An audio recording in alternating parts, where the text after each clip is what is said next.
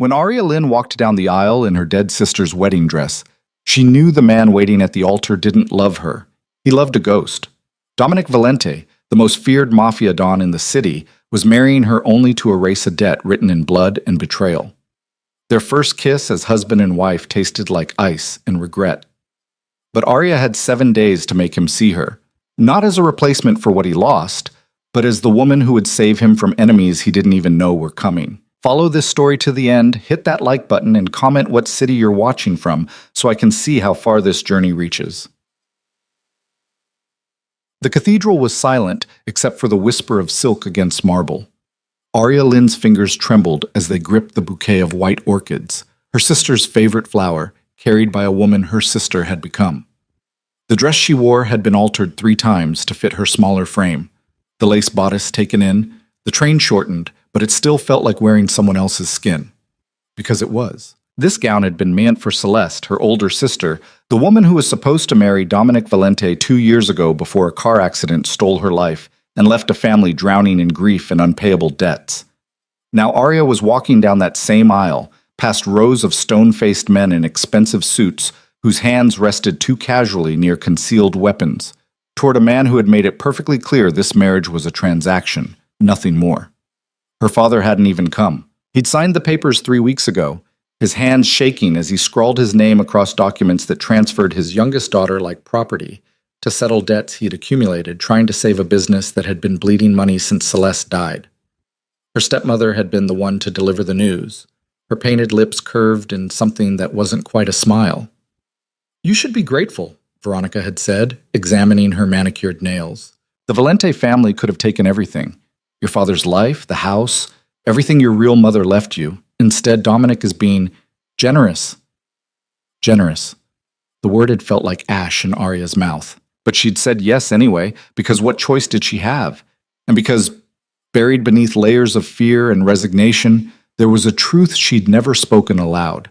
She'd loved Dominic Valente since she was 17 years old, watching from the shadows as he courted her brilliant, beautiful sister. The organ music swelled, and Arya forced herself to keep walking. Dominic stood at the altar like a monument carved from marble and menace. 6 feet 3 inches of controlled power wrapped in a black Tom Ford suit that probably cost more than her father's monthly mortgage. His dark hair was swept back from a face that could have belonged to a Renaissance painting, sharp cheekbones, a strong jaw shadowed with stubble, and eyes the color of smoke that tracked her approach with all the warmth of a winter storm. He didn't smile, didn't soften, didn't give any indication that this was anything but a business meeting. Arya reached the altar, and the priest, a nervous man who kept glancing at Dominic as if expecting to be shot, began the ceremony with a voice that wavered on every third word. "Dearly beloved." The words washed over her like rain she couldn't feel. Arya stared at Dominic's tie, Italian silk, charcoal gray, because looking at his face hurt too much. She'd memorized that face years ago. Stolen glances at family dinners when Celeste would bring him home, watched the way his rare smiles transformed him into someone almost human. She'd been a foolish girl with a foolish crush, and she'd learned to bury it deep because Celeste had been radiant with happiness, and Arya had loved her sister more than she'd loved her own secret longings. But Celeste was gone now, and Arya was here, and none of it felt real. "Do you, Dominic Alessandro Valente, take Arya Lynn to be your lawfully wedded wife?" "I do." His voice was deep, flat, emotionless. The priest turned to her, and Arya felt the weight of 200 guests watching her, judging her, comparing her to the woman who should have been standing here instead. "Do you, Arya Catherine Lynn, take Dominic Alessandro Valente to be your lawfully wedded husband?" Her voice came out stronger than she expected. "I do." "Then by the power vested in me, I now pronounce you husband and wife. You may kiss the bride." Dominic's hand came up to cup her jaw, his touch surprisingly gentle, and for one fragile moment, Arya let herself hope. Maybe this could be real. Maybe time could heal the wounds they both carried. Maybe... He leaned down, his lips brushing against hers in a kiss that was technically perfect and emotionally void, and then his mouth moved to her ear, his breath warm against her skin as he whispered 4 words that shattered everything. "My heart is hers." Arya's entire body went rigid. She felt the blood drain from her face, felt something inside her chest crack like ice under sudden weight, but she didn't pull away, didn't let the cameras see her break. She'd learned years ago how to smile when everything inside was screaming, how to be invisible even when people were looking right at her. So she smiled, turned to face the crowd, let Dominic's hand rest possessively on the small of her back as they walked down the aisle together, husband and wife in name only, bound by contracts and debts, and the ghost of a woman who would always stand between them. The reception was held at the Valente estate, a sprawling mansion in the hills that looked like it had been transplanted from a European countryside, all stone walls and manicured gardens and windows that gleamed like watchful eyes. Arya had been here once before, years ago, when Celeste had invited the family for dinner. She'd spent most of that evening hiding in the library, overwhelmed by the opulence and the casual display of wealth that made her father's modest house feel like a shack. Now it was her home. The thought made her stomach twist. Inside, the ballroom glittered with crystal chandeliers and arrangements of white roses that probably cost more than a year of her college tuition. An orchestra played soft jazz in the corner. Waiters circulated with champagne and hors d'oeuvres. Everyone smiled and offered congratulations that felt like knives wrapped in silk. Dominic kept her close during the receiving line, his hand on her waist, playing the role of attentive groom with the same cold precision he probably brought to business negotiations. Arya shook hands and accepted kisses on the cheek from people whose names she immediately forgot, men with hard eyes, and women draped in jewelry that could fund a small country. "She's not Celeste," she heard someone murmur as they passed. "Poor thing. Imagine trying to fill those shoes. I give it 6 months before he finds a mistress." Arya kept smiling, kept breathing, kept pretending the words didn't land like bullets. When the dancing began, Dominic led her to the floor, with the same mechanical courtesy he'd shown all evening. His hands settled at her waist, hers on his shoulder, and they moved through a waltz that felt like a choreographed performance for an audience that didn't believe the show. "You're doing well," he said quietly, his eyes scanning the room rather than looking at her. "Thank you." Her voice was steady despite the chaos in her chest. "The girls are watching from upstairs. I'll introduce you tomorrow." The girls, Isabella and Sophia, 8 and 6 years old, Dominic's daughters from his marriage to Celeste. Arya had seen photos, 2 beautiful children with their father's dark hair and their mother's bright smile. Children who had lost their mother and were now expected to accept a stranger wearing her dress. "I'd like that," Arya said. Even though the thought terrified her, Dominic's jaw tightened almost imperceptibly. "They loved their mother very much." "I know. You're not here to replace her." The words stung even though Arya had been expecting them. "I know that too." His eyes finally met hers, gray and fathomless. "Then we understand each other." "Perfectly." The song ended. Dominic released her immediately and stepped back, creating distance that felt like miles. "I have business to attend to. Marco will show you to your room." He walked away without waiting for a response, disappearing into a cluster of dark-suited men who closed around him like a protective wall. Arya stood alone in the center of the dance floor, couples swirling past her, until a young man with kind eyes and a shoulder holster appeared at her elbow. "Mrs. Valente, I'm Marco Rossi, head of Mr. Valente's security team. If you'll follow me?" "Mrs. Valente." The name felt foreign, like trying on clothes that didn't fit. Arya followed Marco through the mansion's labyrinthine corridors, past rooms filled with art that belonged in museums and furniture that looked too expensive to sit on. He kept up a steady stream of friendly chatter, pointing out the library, the gym, the indoor pool, but Arya could barely process the information. Her mind kept replaying that moment at the altar, Dominic's whispered confession echoing like a curse. "My heart is hers." "This is the East Wing," Marco said, stopping before a set of double doors. "Mr. Valente's private quarters are in the West Wing. Your room is here." "Separate rooms." "Of course." "Thank you, Marco." He smiled, but there was sympathy in his eyes that made Arya's throat tight. "If you need anything, there's a phone by the bed. Extension 7 reaches the kitchen, Extension 9 reaches security. I'm usually on duty until midnight." "I appreciate that." He hesitated, then said quietly, "For what it's worth, I think you're braver than people give you credit for." Before Arya could respond, he was gone, his footsteps fading down the corridor. She pushed open the doors and stepped into a room that was beautiful and soulless, all cream walls and elegant furniture and windows that overlooked gardens she couldn't see in the darkness. Her suitcases had already been delivered, sitting beside a closet that probably held more space than her entire bedroom at home. Arya walked to the window and pressed her forehead against the cool glass, finally letting the smile drop, letting the exhaustion and heartbreak and fear crash over her like a wave. She'd known this would be hard. She'd known Dominic didn't love her.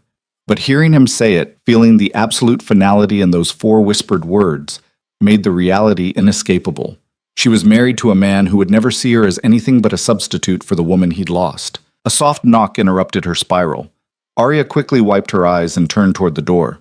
"Come in." A woman in her 50s entered, carrying a tray with tea and sandwiches. She had warm, brown eyes and gray-streaked hair pulled into a neat bun, and her smile was the first genuine kindness Arya had encountered all day. "Hello, dear. I'm Rosa, the housekeeper. I thought you might be hungry. You barely touched anything at the reception." Arya hadn't realized how hungry she was until the scent of food hit her. "Thank you. That's very thoughtful." Rosa set the tray on a small table near the window and began fussing with the teacups. "I've been with the Valente family for 20 years, watched Mr. Dominic grow up, helped raise those sweet girls upstairs." She paused, her hands stilling. "I know this isn't easy for you." Arya sank into a chair, suddenly too tired to stand. "Does everyone think I'm making a mistake?" "I think," Rosa said carefully, "that people see what they expect to see. They look at you and see someone trying to be Celeste. But I've been watching you today, and you know what I see?" "What?" "A young woman who's scared out of her mind but doing it anyway. That takes courage, Mrs. Valente." "Please call me Arya." Rosa smiled. "Arya then. Eat something. Rest. Tomorrow's a new day, and those little girls upstairs are going to need someone strong in their corner. Their father loves them fiercely, but he's drowning in his own grief. He doesn't see how much they're struggling." "What do you mean?" Rosa hesitated, then sat down across from Arya, her voice dropping. "Isabella stopped talking for 3 months after her mother died. She's better now, but she still has nightmares. And Sophia, sweet Sophia, she draws pictures of her mother constantly, covers her room in them, like she's afraid she'll forget what Celeste looked like." Her eyes glistened. "They need stability. Love. Someone who sees them for who they are, not just as Celeste's daughters." Arya felt something shift inside her chest, a spark of purpose cutting through the despair. "I'd like to try. To help them, I mean, if they'll let me." "Give them time. Give yourself time." Rosa stood, smoothing her apron. "And don't give up on Mr. Dominic. He's a hard man, but he wasn't always. Grief does terrible things to people, makes them build walls so high they forget what it's like to feel sunlight." After Rosa left, Arya ate mechanically and then unpacked her suitcases, hanging clothes in the massive closet and arranging her few personal belongings on the dresser. A photo of her and Celeste as children. A book of poetry her mother had given her before she died. A small jade pendant that had belonged to her grandmother. She changed into pajamas and climbed into the enormous bed, staring at the ceiling and listening to the unfamiliar sounds of her new home. Somewhere in this mansion, Dominic was probably working, making deals, managing the criminal empire that everyone pretended didn't exist. Somewhere upstairs, 2 little girls were sleeping, dreaming of a mother who would never come back. And here she was, Arya Valente now, caught between the past and a future she couldn't imagine, married to a man who loved a ghost. She'd told herself she had 7 days to make Dominic see her. Now, lying alone in the darkness, that deadline felt both impossibly short and unbearably long. How did you make someone notice you when they'd spent 2 years perfecting the art of looking away? Sleep came in fractured pieces, and with it, dreams of walking down endless aisles in borrowed dresses, chasing a man who was always just out of reach. The next morning arrived with pale sunlight streaming through windows Arya had forgotten to cover. She woke disoriented, momentarily confused by the unfamiliar room before memory crashed back with brutal clarity. She was married. She lived here now. This was her life. Arya showered in a bathroom that was bigger than her childhood bedroom, dressed in jeans and a simple sweater, armor of normalcy against the opulence surrounding her, and ventured downstairs following the scent of coffee and the sound of quiet voices. The kitchen was a massive space of marble countertops and professional-grade appliances where Rosa was directing 2 younger women in preparing breakfast. She looked up when Arya entered, her face brightening. "Good morning. Coffee?" "Please." Black. Rosa poured a cup and handed it to her with a knowing smile. Mr. Dominic left for a meeting 2 hours ago. He said to tell you he'll be back this evening. Of course he did. Arya wrapped her hands around the warm mug, letting the heat seep into her palms. And the girls? Still sleeping. They're not early risers on weekends. Rosa hesitated. Would you like me to wake them? Mr. Dominic said you should meet them today. Arya's stomach clenched with nerves, but she nodded.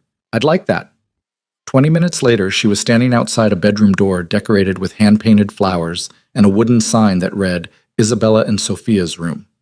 She could hear movement inside, soft giggles and the thump of small feet hitting the floor. Arya knocked gently. Isabella, Sophia, my name is Arya. May I come in? The sound stopped immediately. Silence stretched for several heartbeats before a small voice called out, You can come in. Arya opened the door slowly, giving them time to adjust to her presence. The room was beautiful and heartbreaking all at once.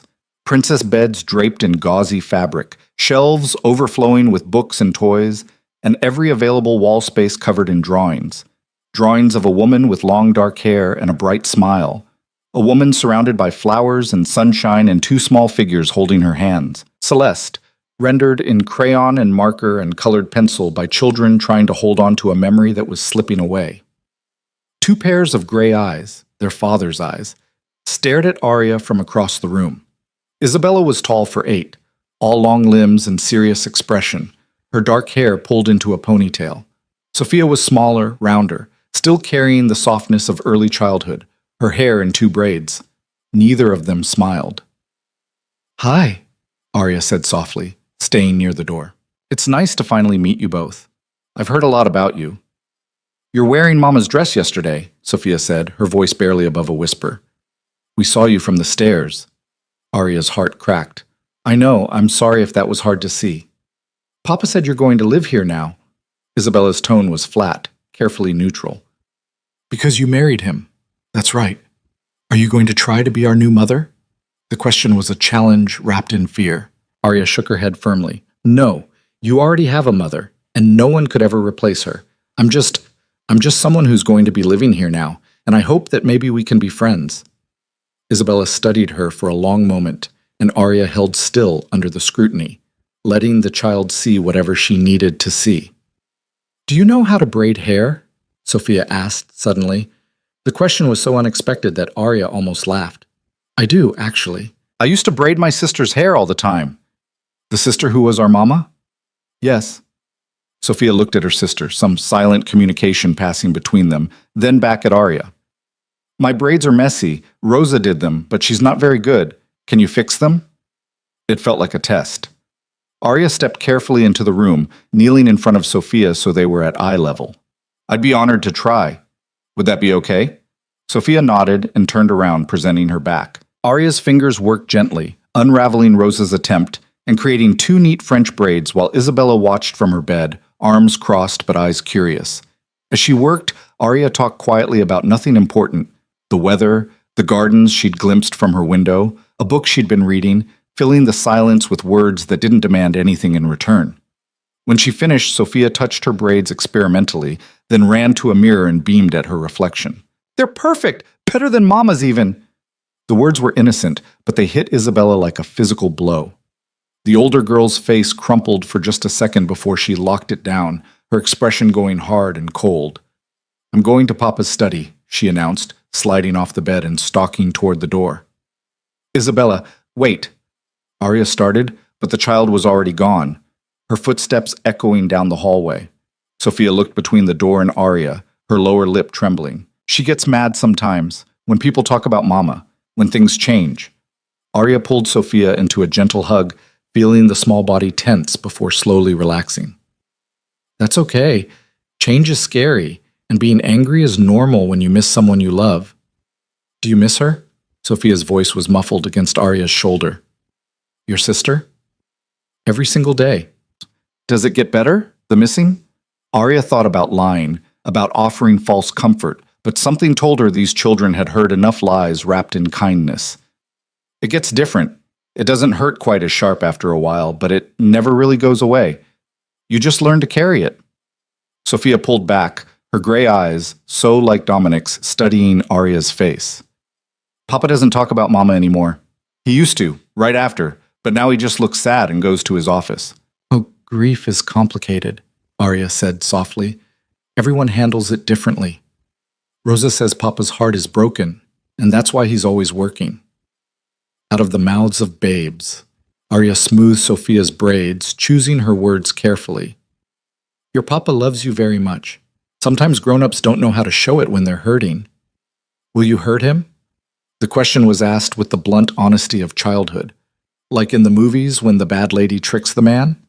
No, sweetheart. I promise I won't hurt him. Good. Sophia seemed satisfied with this answer. She grabbed Arya's hand, her small fingers warm and trusting. Do you want to see my drawings? I have 73 of Mama and 32 of horses and 15 of our old dog Maximus who died last year. Arya spent the next 2 hours sitting on the floor of that bedroom, looking at drawings and listening to Sophia's rambling stories about school and friends and the elaborate fantasy world she'd created where she was a princess with magical powers. It was easy, comfortable, and Arya found herself genuinely laughing for the first time since the wedding. Isabella didn't return. At lunchtime, Rosa appeared to collect Sophia for a playdate with a neighbor's daughter, leaving Arya alone in the suddenly quiet room. She stood, stretching muscles stiff from sitting cross-legged, and made her way through the mansion's corridors toward the study where Isabella had fled. She found the girl curled in an oversized leather chair, a book open on her lap, but her eyes staring blankly at the pages. The study was dark wood and serious furniture, clearly Dominic's domain, filled with the scent of old books and expensive cigars. Can I come in? Arya asked from the doorway. Isabella shrugged without looking up. It's your house now too, I guess. Arya entered and sat in a chair across from the child, not trying to force proximity. I owe you an apology. That got Isabella's attention. Her eyes snapped up, wary and surprised. For what? For making you uncomfortable, for coming into your life without asking permission, for wearing your mother's dress. Arya leaned forward, her voice gentle but honest. I can't imagine how strange and awful this must be for you. Isabella's throat worked as she swallowed hard. Everyone keeps saying it's going to be fine, that you're nice and we should give you a chance and Papa needs this. But nobody asked what Sophia and I needed. You're right, that wasn't fair. I don't want a new mother. The words came out fierce and broken. I want my real mother back. And I know that's impossible, but I don't want someone pretending to be her or trying to make me forget her. I would never ask you to forget her, Arya said quietly. Celeste was my sister, and I loved her too. Not the same way you did, but I understand loss. I understand what it feels like when someone takes up so much space in your heart that it seems impossible the world can keep turning without them. Isabella's eyes glistened with unshed tears. Do you really miss her? Every day. She was brilliant and beautiful, and she always knew exactly what to say to make me feel better when I was sad. I used to be so jealous of her when we were growing up because she was everything I wasn't, confident and graceful and fearless. But she was also kind. She never made me feel small, even when I felt invisible next to her. A tear slipped down Isabella's cheek. She used to read to me every night before bed. Even when she was tired or sick, she'd come in and read one more chapter. And she made up silly songs about our day while she gave us baths. And she could do 100 different voices when she told stories. She sounds like she was an amazing mother. She was the best mother. Isabella's voice broke on the last word, and suddenly she was crying, harsh sobs that shook her thin shoulders. Arya moved without thinking, crossing the distance between them and pulling the child into her arms. Isabella resisted for a moment, her body stiff with grief and anger, but then she collapsed into the embrace, crying like her heart was shattering all over again. Arya held her, rocking slightly, whispering wordless comfort, while Isabella released years of bottled pain. How long had it been since anyone had let her cry like this? Since anyone had told her it was okay to still be devastated, to still be angry at a world that had taken her mother away? When the storm finally passed, Isabella pulled back, wiping her eyes roughly with her sleeve. I'm sorry, I got your shirt all wet. I don't care about the shirt. Arya brushed hair back from Isabella's face. You don't have to apologize for missing your mother. Not to me, not to anyone. Papa says I need to be strong for Sophia, that she's younger and needs me to be brave. Arya's jaw tightened at that, a flash of anger at Dominic for putting that weight on a child's shoulders. You can be strong and still be sad. Those things aren't opposites. Isabella studied her with those two old eyes. Are you going to stay? Or are you going to leave like everyone else? I'm not going anywhere, Arya promised, hoping it was a promise she could keep. Okay, Isabella took a shaky breath. Okay, maybe we can try being friends. But just friends, not mother and daughter. Just friends sounds perfect. Something small and fragile had shifted between them, a crack in the wall that might eventually become a door. Arya didn't push for more. She just sat with Isabella in the quiet study, watching shadows lengthen across the floor as afternoon turned toward evening, two people bound by loss and circumstance, beginning the slow work of building something new. When Dominic finally returned home that night, the house was dark except for lights in the kitchen where Arya sat with a cup of tea, unable to sleep. She heard his footsteps in the hallway, heavy and tired, and then he was there, filling the doorway with his presence. He'd loosened his tie and shed his jacket, his white shirt rolled up to reveal forearms corded with muscle. He looked exhausted, shadows under his eyes and tension in every line of his body. You're up late, he said, his voice carefully neutral. Couldn't sleep. Arya wrapped her hands around her mug. How was your meeting? Productive. He moved to the coffee maker, starting a fresh pot, even though it was nearly midnight. Rosa said you spent time with the girls today. I did. Sophia showed me her drawings. Isabella and I talked in the study. Dominic's back was to her, but she saw his shoulders stiffen. How did that go? It was hard, honest, but I think we're starting to understand each other. He turned to face her, his expression unreadable. They loved their mother very much. I know, and I would never try to replace her. Arya met his eyes steadily. But I can still care about them. Still try to be someone they can trust. Why? The question came out harsh, almost accusatory. Why do you care about any of this? You didn't ask for this marriage any more than I did. You could have stayed in your room, kept your distance, collected your allowance, and lived your life. Why put yourself through the pain of trying to connect with children who might never accept you? Arya stood, setting down her mug with careful precision. Because they're children, Dominic. Children who lost their mother and are living with a father too buried in grief to see how much they're struggling. Because Sophia is 6 years old and draws pictures of a woman she's terrified she'll forget. Because Isabella thinks she has to be brave every second of every day and isn't allowed to fall apart. I never said, you told her to be strong for her sister. Arya's voice was quiet but firm. She's 8 years old. She shouldn't have to carry that burden. Dominic's jaw clenched, a muscle ticking in his cheek. You don't know anything about raising children. You're right. I don't. But I know about loss. I know what it's like to have everyone expect you to move on, to get over it, to be grateful for whatever scraps of normalcy you can find. She took a breath, steadying herself. I'm not trying to be Celeste. I'm not trying to mother your daughters or fix your family or make you love me. I'm just trying to be someone who gives a damn about the people in this house, because apparently someone needs to. The words hung in the air between them like thrown weapons. Dominic stared at her, something flickering behind his gray eyes. Surprise, maybe, or anger, or something else she couldn't name. You don't know what you're talking about, he said finally, but there was less conviction in his voice. Maybe not, but I know what I saw today. 2 little girls desperate for someone to see them as more than their grief.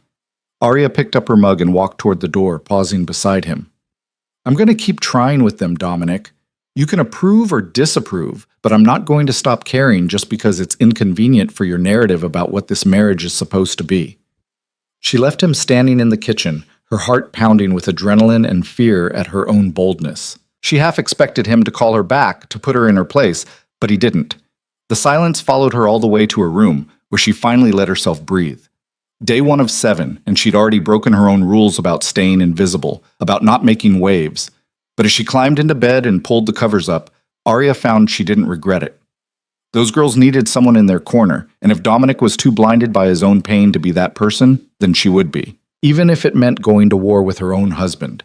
Even if it meant her heart breaking a little more each day. She'd promised herself 7 days to make him see her. But maybe, she thought, as sleep finally claimed her, the better question wasn't whether Dominic would notice her. Maybe it was whether she was strong enough to keep noticing him, to keep seeing the man beneath the armor, the father struggling beneath the mob boss, the human being drowning in grief he refused to acknowledge. 7 days suddenly felt like nothing and everything all at once. And somewhere in the West Wing, Dominic Valente stood alone in his kitchen, staring at cold coffee and wondering when the hell his carefully controlled world had started spinning out of his grasp. The second day of Arya's marriage began with gunfire. She jolted awake at dawn to the sound of rapid pops echoing from somewhere in the grounds, her heart hammering against her ribs as she scrambled out of bed. For one terrifying moment, she thought they were under attack, that the dangerous world Dominic inhabited had finally come crashing through the mansion's walls. But then she heard laughter, children's laughter, and the sharp voice of Marco calling out instructions. Arya pulled on a robe and rushed to the window. Down in the gardens, Dominic stood in shooting stance, a handgun gripped professionally in both hands, as he fired at targets set up near the tree line. Isabella and Sophia watched from a safe distance behind a barrier, Sophia bouncing excitedly while Isabella observed with serious concentration. "Again, Papa," Sophia called. "Do the fast one again." Dominic lowered the weapon, ejected the magazine with practiced ease, and turned to say something to his daughters that Arya couldn't hear. Even from this distance, she could see the subtle softening in his posture, the way his shoulders relaxed fractionally when he looked at them. This was a different man than the cold stranger who'd whispered cruel truths at the altar, and the glimpse of his humanity made something in Arya's chest ache. She watched for another minute, then turned away, unsettled by the domestic normalcy of a Mafia don teaching his children about firearms before breakfast. By the time Arya showered and dressed, the shooting had stopped, and the house had fallen into its morning rhythm. She found Rosa in the kitchen preparing pancakes while humming an old Italian song. "Good morning, dear. Coffee's fresh, and Mr. Dominic asked me to tell you he's taken the girls to visit his mother for the day." Arya felt an unexpected pang of disappointment. He didn't mention it last night. It was a last-minute decision. His mother calls every Sunday morning without fail, and this week she insisted on seeing the girls. Rosa slid a plate of pancakes across the counter. "Eat. You barely touched dinner last night." Arya picked at the food, her mind churning. A day alone in this massive house felt both like a relief and a prison sentence. She'd been bracing herself for more interactions with Dominic, more chances to prove she was more than just a debt repayment, and his absence left her floating without direction. "Rosa, can I ask you something?" "Of course." "What was Dominic like before Celeste died?" The housekeeper's hand stilled on the dish she was washing. She was quiet for so long that Arya thought she wouldn't answer, but then Rosa sighed and dried her hands on a towel. "He was lighter," she said finally. "Not soft. Mr. Dominic was always serious, always aware of the weight of his responsibilities. But he smiled more, laughed with the girls. He and Celeste would dance in the kitchen late at night when they thought no one was watching, and the way he looked at her," Rosa shook her head, "like she was the only light in a very dark world." The image hurt more than Arya expected. "And after?" "After he became stone. He handled the funeral arrangements like a business transaction, made sure the girls were cared for, eliminated the people responsible for the accident within 48 hours. But emotionally, he shut down completely, threw himself into work, started taking the most dangerous contracts, stopped sleeping. Marco told me there were nights he'd find Mr. Dominic in his office at 4 in the morning, surrounded by paperwork and empty whiskey glasses, looking like he was trying to work himself to death. "That's not grief," Arya said quietly. "That's guilt." Rosa's eyes sharpened. "What makes you say that?" "Because I know what it looks like. My father did the same thing after my mother died. Worked himself into exhaustion, pushed everyone away, turned into someone we barely recognized. It wasn't until years later that I understood he blamed himself for not seeing the cancer sooner, for not insisting she get treatment earlier." Arya met Rosa's gaze. "Dominic thinks Celeste's death was his fault somehow." "The accident was caused by rivals trying to send a message," Rosa said, cutting the brake lines on her car. "There was nothing Mr. Dominic could have done.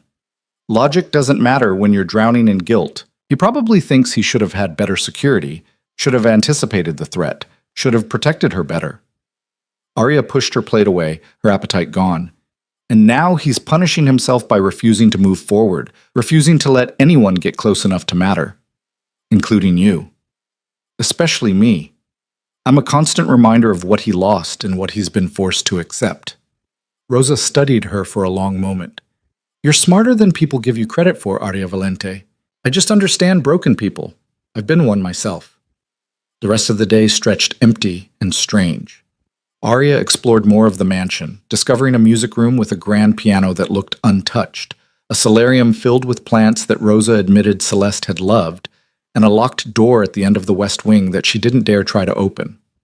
She found herself in the library eventually, surrounded by floor-to-ceiling books and the comfortable smell of old paper and leather. She was reading when Marco found her 3 hours later. "Mrs. Valente, Mr. Dominic called. They'll be back within the hour, and he asked if you'd join them for dinner." It was the first time Dominic had requested her presence for anything. Arya closed her book, something tight and anxious coiling in her stomach. "Of course. Thank you, Marco." Dinner was served in a formal dining room that could have seated 20, but felt cavernous with just the 4 of them. Dominic sat at the head of the table in a black sweater that made his eyes look even darker, while Isabella and Sophia flanked him on either side. Arya took the seat across from Dominic, the length of polished mahogany between them feeling like an ocean. "How was your grandmother's house?" Arya asked the girls, trying to bridge the awkward silence. Sophia lit up immediately. "Nonna made pizzelle, and she showed me how to use the iron, but I burned the first one, and it got all black and crispy." "Nonna said you have to be patient," Isabella added, more subdued but not hostile. She told us stories about when Papa was little and got in trouble for stealing cookies. Dominic's lips twitched in what might have been almost a smile. "Your grandmother exaggerates. She said you once climbed onto the roof because you were convinced you could fly if you believed hard enough," Isabella said, "and you broke your arm when you jumped off. I was 7 and had just watched Peter Pan. It seemed logical at the time." Sophia giggled, and the sound transformed the austere dining room into something almost warm. Arya watched the interaction, seeing glimpses of the father Rosa had described, present, engaged, even playful in his own reserved way. "What did your grandmother think of the wedding?" Arya asked before she could stop herself. The temperature in the room dropped 10 degrees. Dominic's expression shuddered, and Isabella's gaze dropped to her plate. Only Sophia seemed oblivious to the sudden tension. "Nonna cried," she announced, but then she said sometimes tears are happy and sad at the same time. "She wants to meet you, Arya. She said Papa should bring you next time." "That's very kind of her." "My mother has strong opinions about family," Dominic said, his tone carefully neutral. "She believes in maintaining traditions, even when circumstances are complicated." "You mean even when the marriage is just a business arrangement?" Arya said quietly.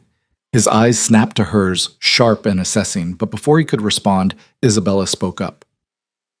"Marco taught me how to load a magazine today. He said, if I'm going to live in this family, I need to know how to protect myself." Arya's blood went cold. "You're 8 years old." "I'm almost 9, Isabella corrected with 8-year-old logic. "And Papa says the world is dangerous for people like us." "Isabella." Dominic's voice was soft, but carried an edge of warning. "We discussed what stays private. Arya lives here now. Marco said she's family, which means she needs to know things too." The child had a point, but Arya couldn't shake the horror of imagining Isabella with a weapon, couldn't reconcile the idea of children being trained for violence alongside their regular schooling. "When I was 8, Arya said carefully, my sister taught me how to braid friendship bracelets and make paper cranes. We spent weekends riding bikes and reading books, not learning about guns." "Your sister didn't have enemies trying to kill her family," Dominic said flatly. "No, she just had a drunk driver run a red light and steal her future. Different dangers, same tragedy." Arya held his gaze. "Violence doesn't discriminate, Dominic. You can't protect them from everything, no matter how many weapons they know how to use. But I can give them a fighting chance. Or you could give them a childhood." The words hung between them like a gauntlet thrown. Sophia looked between them with wide eyes, while Isabella had gone very still, her fork suspended halfway to her mouth. Dominic set down his wine glass with deliberate care. "Isabella, Sophia, go upstairs and get ready for bed. I'll come say goodnight in 20 minutes. "But we haven't had dessert," Sophia started. "Now, please." The girls scrambled from their chairs, sensing the storm brewing. Isabella paused beside Arya's chair, leaning close to whisper, "Don't make him too mad. Gets quiet when he's really angry, and the quiet is worse than yelling." Then they were gone, footsteps thundering up the stairs, leaving Arya alone with her husband and the weight of her own recklessness. Dominic stood, walking to the sideboard to pour himself a measure of scotch. When he spoke, his voice was indeed quiet, controlled, deadly calm. "You've been in this house for 2 days, Arya. 2 days. And already you're questioning how I raise my children, how I protect my family, how I navigate a world you know nothing about. I know those girls need more than tactical training and armed guards. They need stability. Love. A father who's present emotionally, not just physically." He turned to face her, the crystal tumbler catching the light. "You think I don't love them? You think I don't wake up every night in cold sweats imagining all the ways I could lose them, like I lost their mother? I think you love them so much it's paralyzing you. You're so focused on keeping them safe from external threats that you can't see the damage being done internally." Arya stood, matching his intensity. "Isabella told me yesterday that you expect her to be strong for Sophia. She's carrying weight no child should carry, and you put it there. She's the oldest. She needs to understand. She needs to be a child. She needs permission to cry and be scared and not have all the answers. She needs a father who doesn't make her feel like showing emotion is a weakness." Dominic's jaw clenched, something dangerous flashing in his eyes. "You don't get to come into my home and tell me how to parent my daughters. You're not their mother. You're barely even their stepmother. You're a stranger who happens to share my last name because your father couldn't pay his debts." The words were designed to wound, and they hit their mark with brutal precision. Arya felt the air leave her lungs, felt tears prick her eyes that she absolutely refused to let fall. "You're right," she said, her voice steady despite the pain radiating through her chest. "I'm not their mother. I could never be Celeste, no matter how desperately you might wish I was, or how much you resent that I'm not. But I'm here, Dominic. I'm present, and I'm trying, which is more than I can say for you." She turned to leave, but his voice stopped her. "What's that supposed to mean?" Arya looked back at him, this man who wore power like armor and grief like chains. "It means you're so busy mourning the past that you're missing the present. Those girls upstairs are growing up without you, learning to survive in your world but not how to live in it. And one day you're going to look up and realize they're strangers you armed but never actually knew. You think you know me, know my family? You've been here 48 hours. I know loss. I know what it does to people, how it hollows them out and makes them choose between feeling everything or nothing at all. I know you've chosen nothing because it's safer, because if you don't let anyone in, you can't lose them." Arya took a breath. "But you're already losing them, Dominic. You're just too scared to see it." Silence stretched between them, broken only by the ticking of an antique clock in the corner. Dominic stared at her like she was a puzzle he couldn't solve, his expression cycling through anger and something that might have been pain before settling back into cold neutrality. "Go to bed, Arya. This conversation is over." "Is it? Or are you just doing what you always do, shutting down when someone gets too close to the truth?" "I said go." This time, Arya didn't argue. She walked out with her head high and her heart in pieces, making it all the way to her room before the tears came. She cried for those little girls upstairs who needed more than they were getting, for the man trapped in his own prison of grief and guilt, and for herself. Stupid, naive Arya, who'd thought love and persistence could heal wounds this deep. She'd promised herself 7 days. She'd made it through 2, and already she was exhausted. A soft knock interrupted her breakdown. Arya quickly wiped her eyes, expecting Rosa, but when she opened the door, Isabella stood in the hallway in her pajamas, her face serious and worried. "I heard you fighting with Papa," she said without preamble. "The walls are thin in the dining room." "I'm sorry you had to hear that, sweetheart." "Are you going to leave?" That's what happened with the nanny before. She fought with Papa about how he was raising us, and then she was gone the next day. Arya's heart broke a little more. She knelt down so they were eye level. "I'm not going anywhere, Isabella. I promise. But Papa's really mad, I could tell." Sometimes people who care about each other fight because they want different things. It doesn't mean they stop caring. Arya brushed hair back from Isabella's face. "Your father and I disagree about some things, but that doesn't change the fact that I made a commitment to be part of this family. I don't break my promises." Isabella studied her with those 2 wise eyes. "Mama used to fight with Papa sometimes too, about his work, about the danger. She'd get really mad and they'd argue, but then later I'd see them hugging in the kitchen. Papa would hold her really tight and say he was sorry, and Mama would cry a little, and then everything would be okay. The image was so vivid, so painful in its intimacy, that Arya had to swallow hard before responding. Your father loved your mother very much. I know. That's why he's so sad all the time now, because he misses her and doesn't know how to stop missing her. Isabella's voice dropped to a whisper. I miss her too, but I'm scared if I talk about it too much, it'll make Papa sadder. So I try to be brave like he wants. Oh, Isabella. Arya pulled the child into a hug, feeling small arms wrapped tight around her neck. You don't have to protect your father from your feelings. You're allowed to be sad and miss your mother and talk about her whenever you need to. But Papa doesn't like it when we cry. Your father doesn't know how to handle it when you cry because he doesn't know how to handle his own tears. That's a grown-up problem, not a you problem. Arya pulled back, holding Isabella's shoulders gently. How about this? When you need to talk about your mother, or cry, or just feel sad, you come find me. We can do it together. Deal?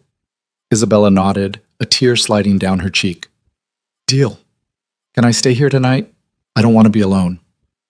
Arya glanced toward the door, half expecting Dominic to appear and forbid it, but the hallway remained empty. Of course you can. Let me grab some extra pillows.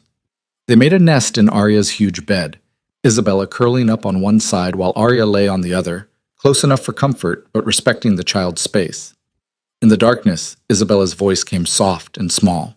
Arya, do you think Mama would have liked you? The question stole Arya's breath.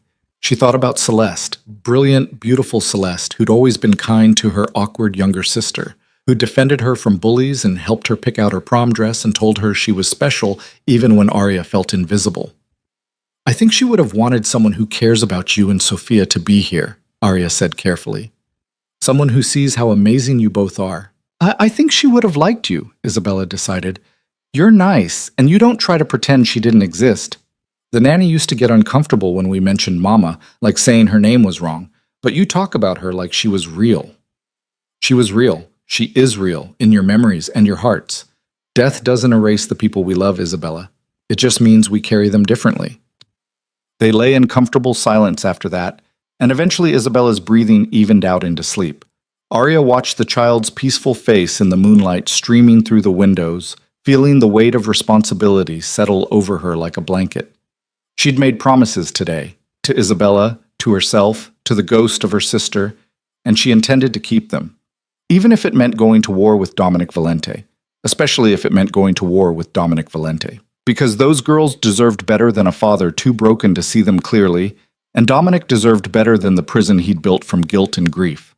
Whether he wanted her help or not, Arya was done being invisible. She'd spent her whole life being the shadow sister, the quiet one, the girl who didn't make waves. But something had shifted in the past 2 days. Maybe it was Rosa's kindness, or Sophia's trust, or Isabella's brave vulnerability. Maybe it was seeing herself reflected in Dominic's pain and recognizing how far she'd come from her own grief. Whatever it was, Arya felt something hardening inside her.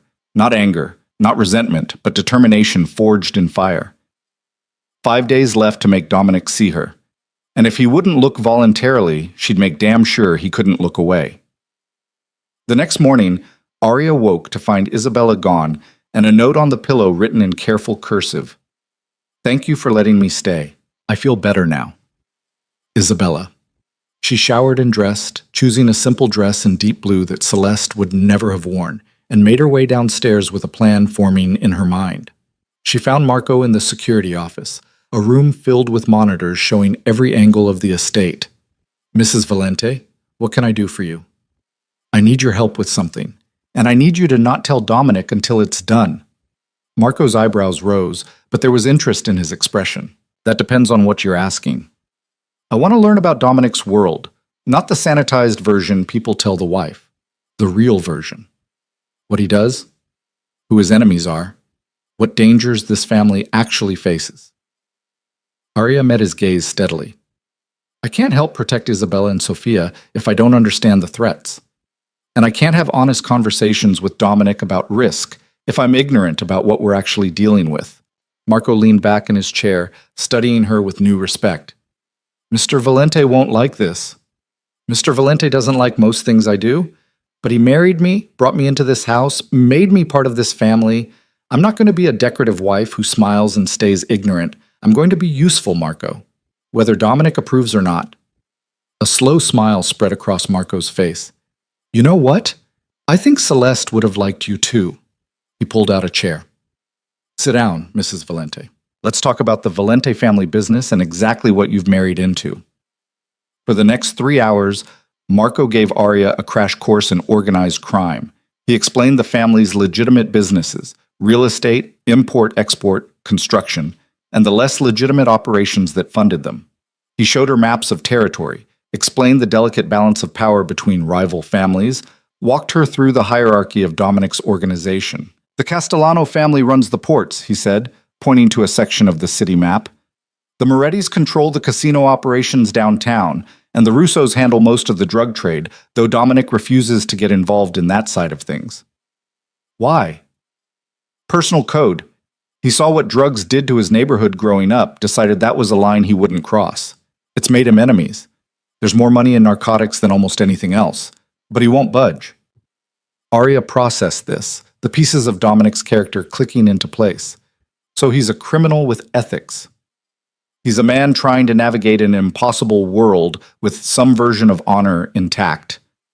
Marco pulled up photos on one of the monitors, surveillance shots of hard-looking men in expensive suits. These are the current threats.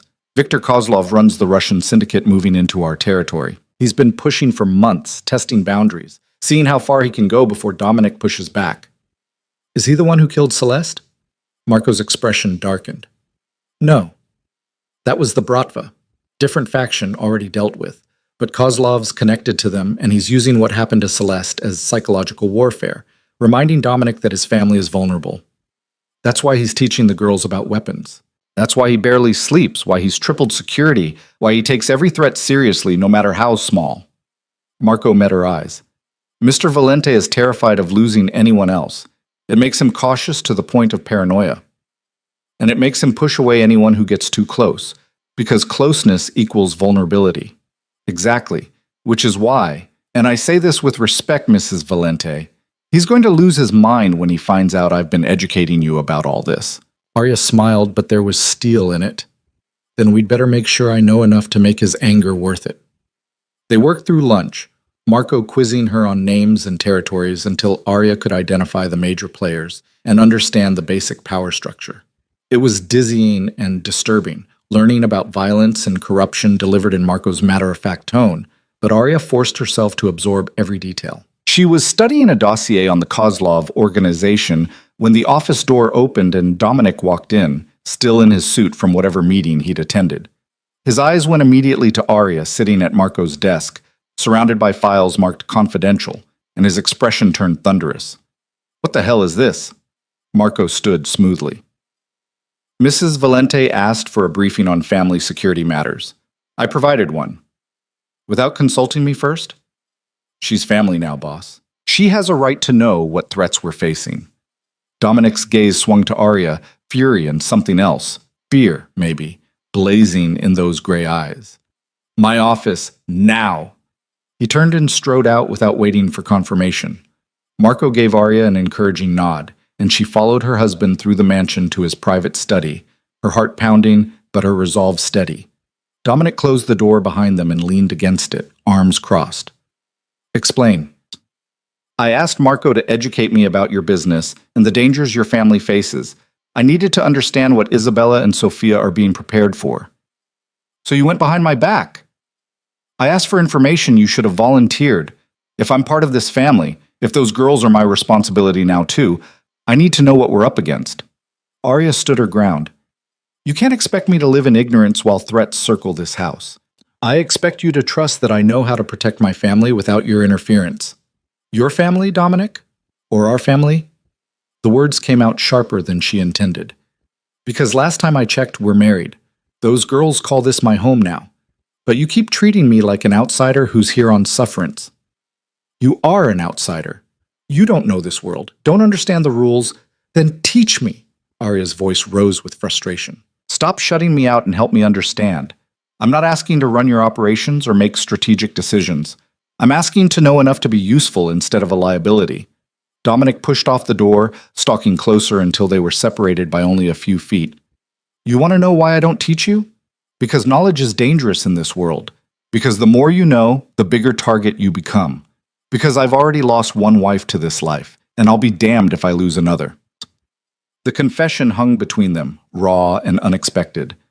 Arya's anger deflated, replaced by something softer, sadder. I'm already a target, Dominic. I became one the moment I took your name. Hiding information from me doesn't make me safer. It just makes me unprepared. He stared at her, conflict warring across his features. Then he moved to his desk, pulling out a file and slamming it down on the polished wood. Fine. You want to understand? Read this. It's the incident report from Celeste's death. Every brutal detail, every photograph, every witness statement. Read it and tell me if you still think you want to be involved in this world.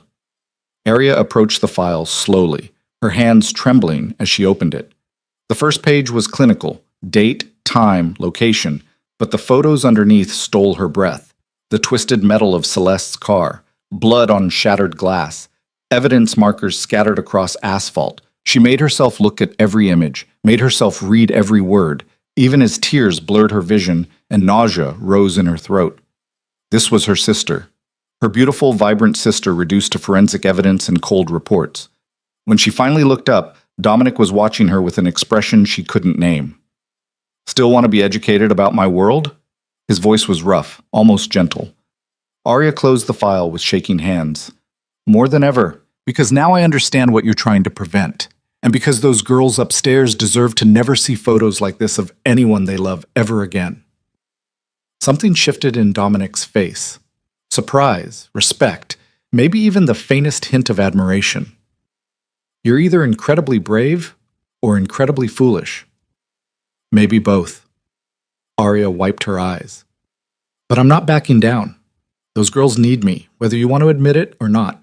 And you need someone who isn't afraid to stand beside you instead of behind you. Dominic was quiet for a long moment, his gaze searching her face. Then he moved to a cabinet, pulling out 2 glasses and a bottle of scotch. If we're going to do this, we do it my way. You learn what I teach you, when I teach you. You follow my rules for security, and you never ever put yourself at unnecessary risk. Understood? It was the closest thing to acceptance she was going to get. Arya nodded. Understood. He poured them each a measure of scotch and handed her a glass. To dangerous bargains and stubborn women. Arya raised her glass. To second chances and men brave enough to take them. They drank, and Arya felt the burn of alcohol and possibility sliding down her throat. 3 days into her 7-day deadline, and she'd managed to crack open a door Dominic had been holding shut for 2 years.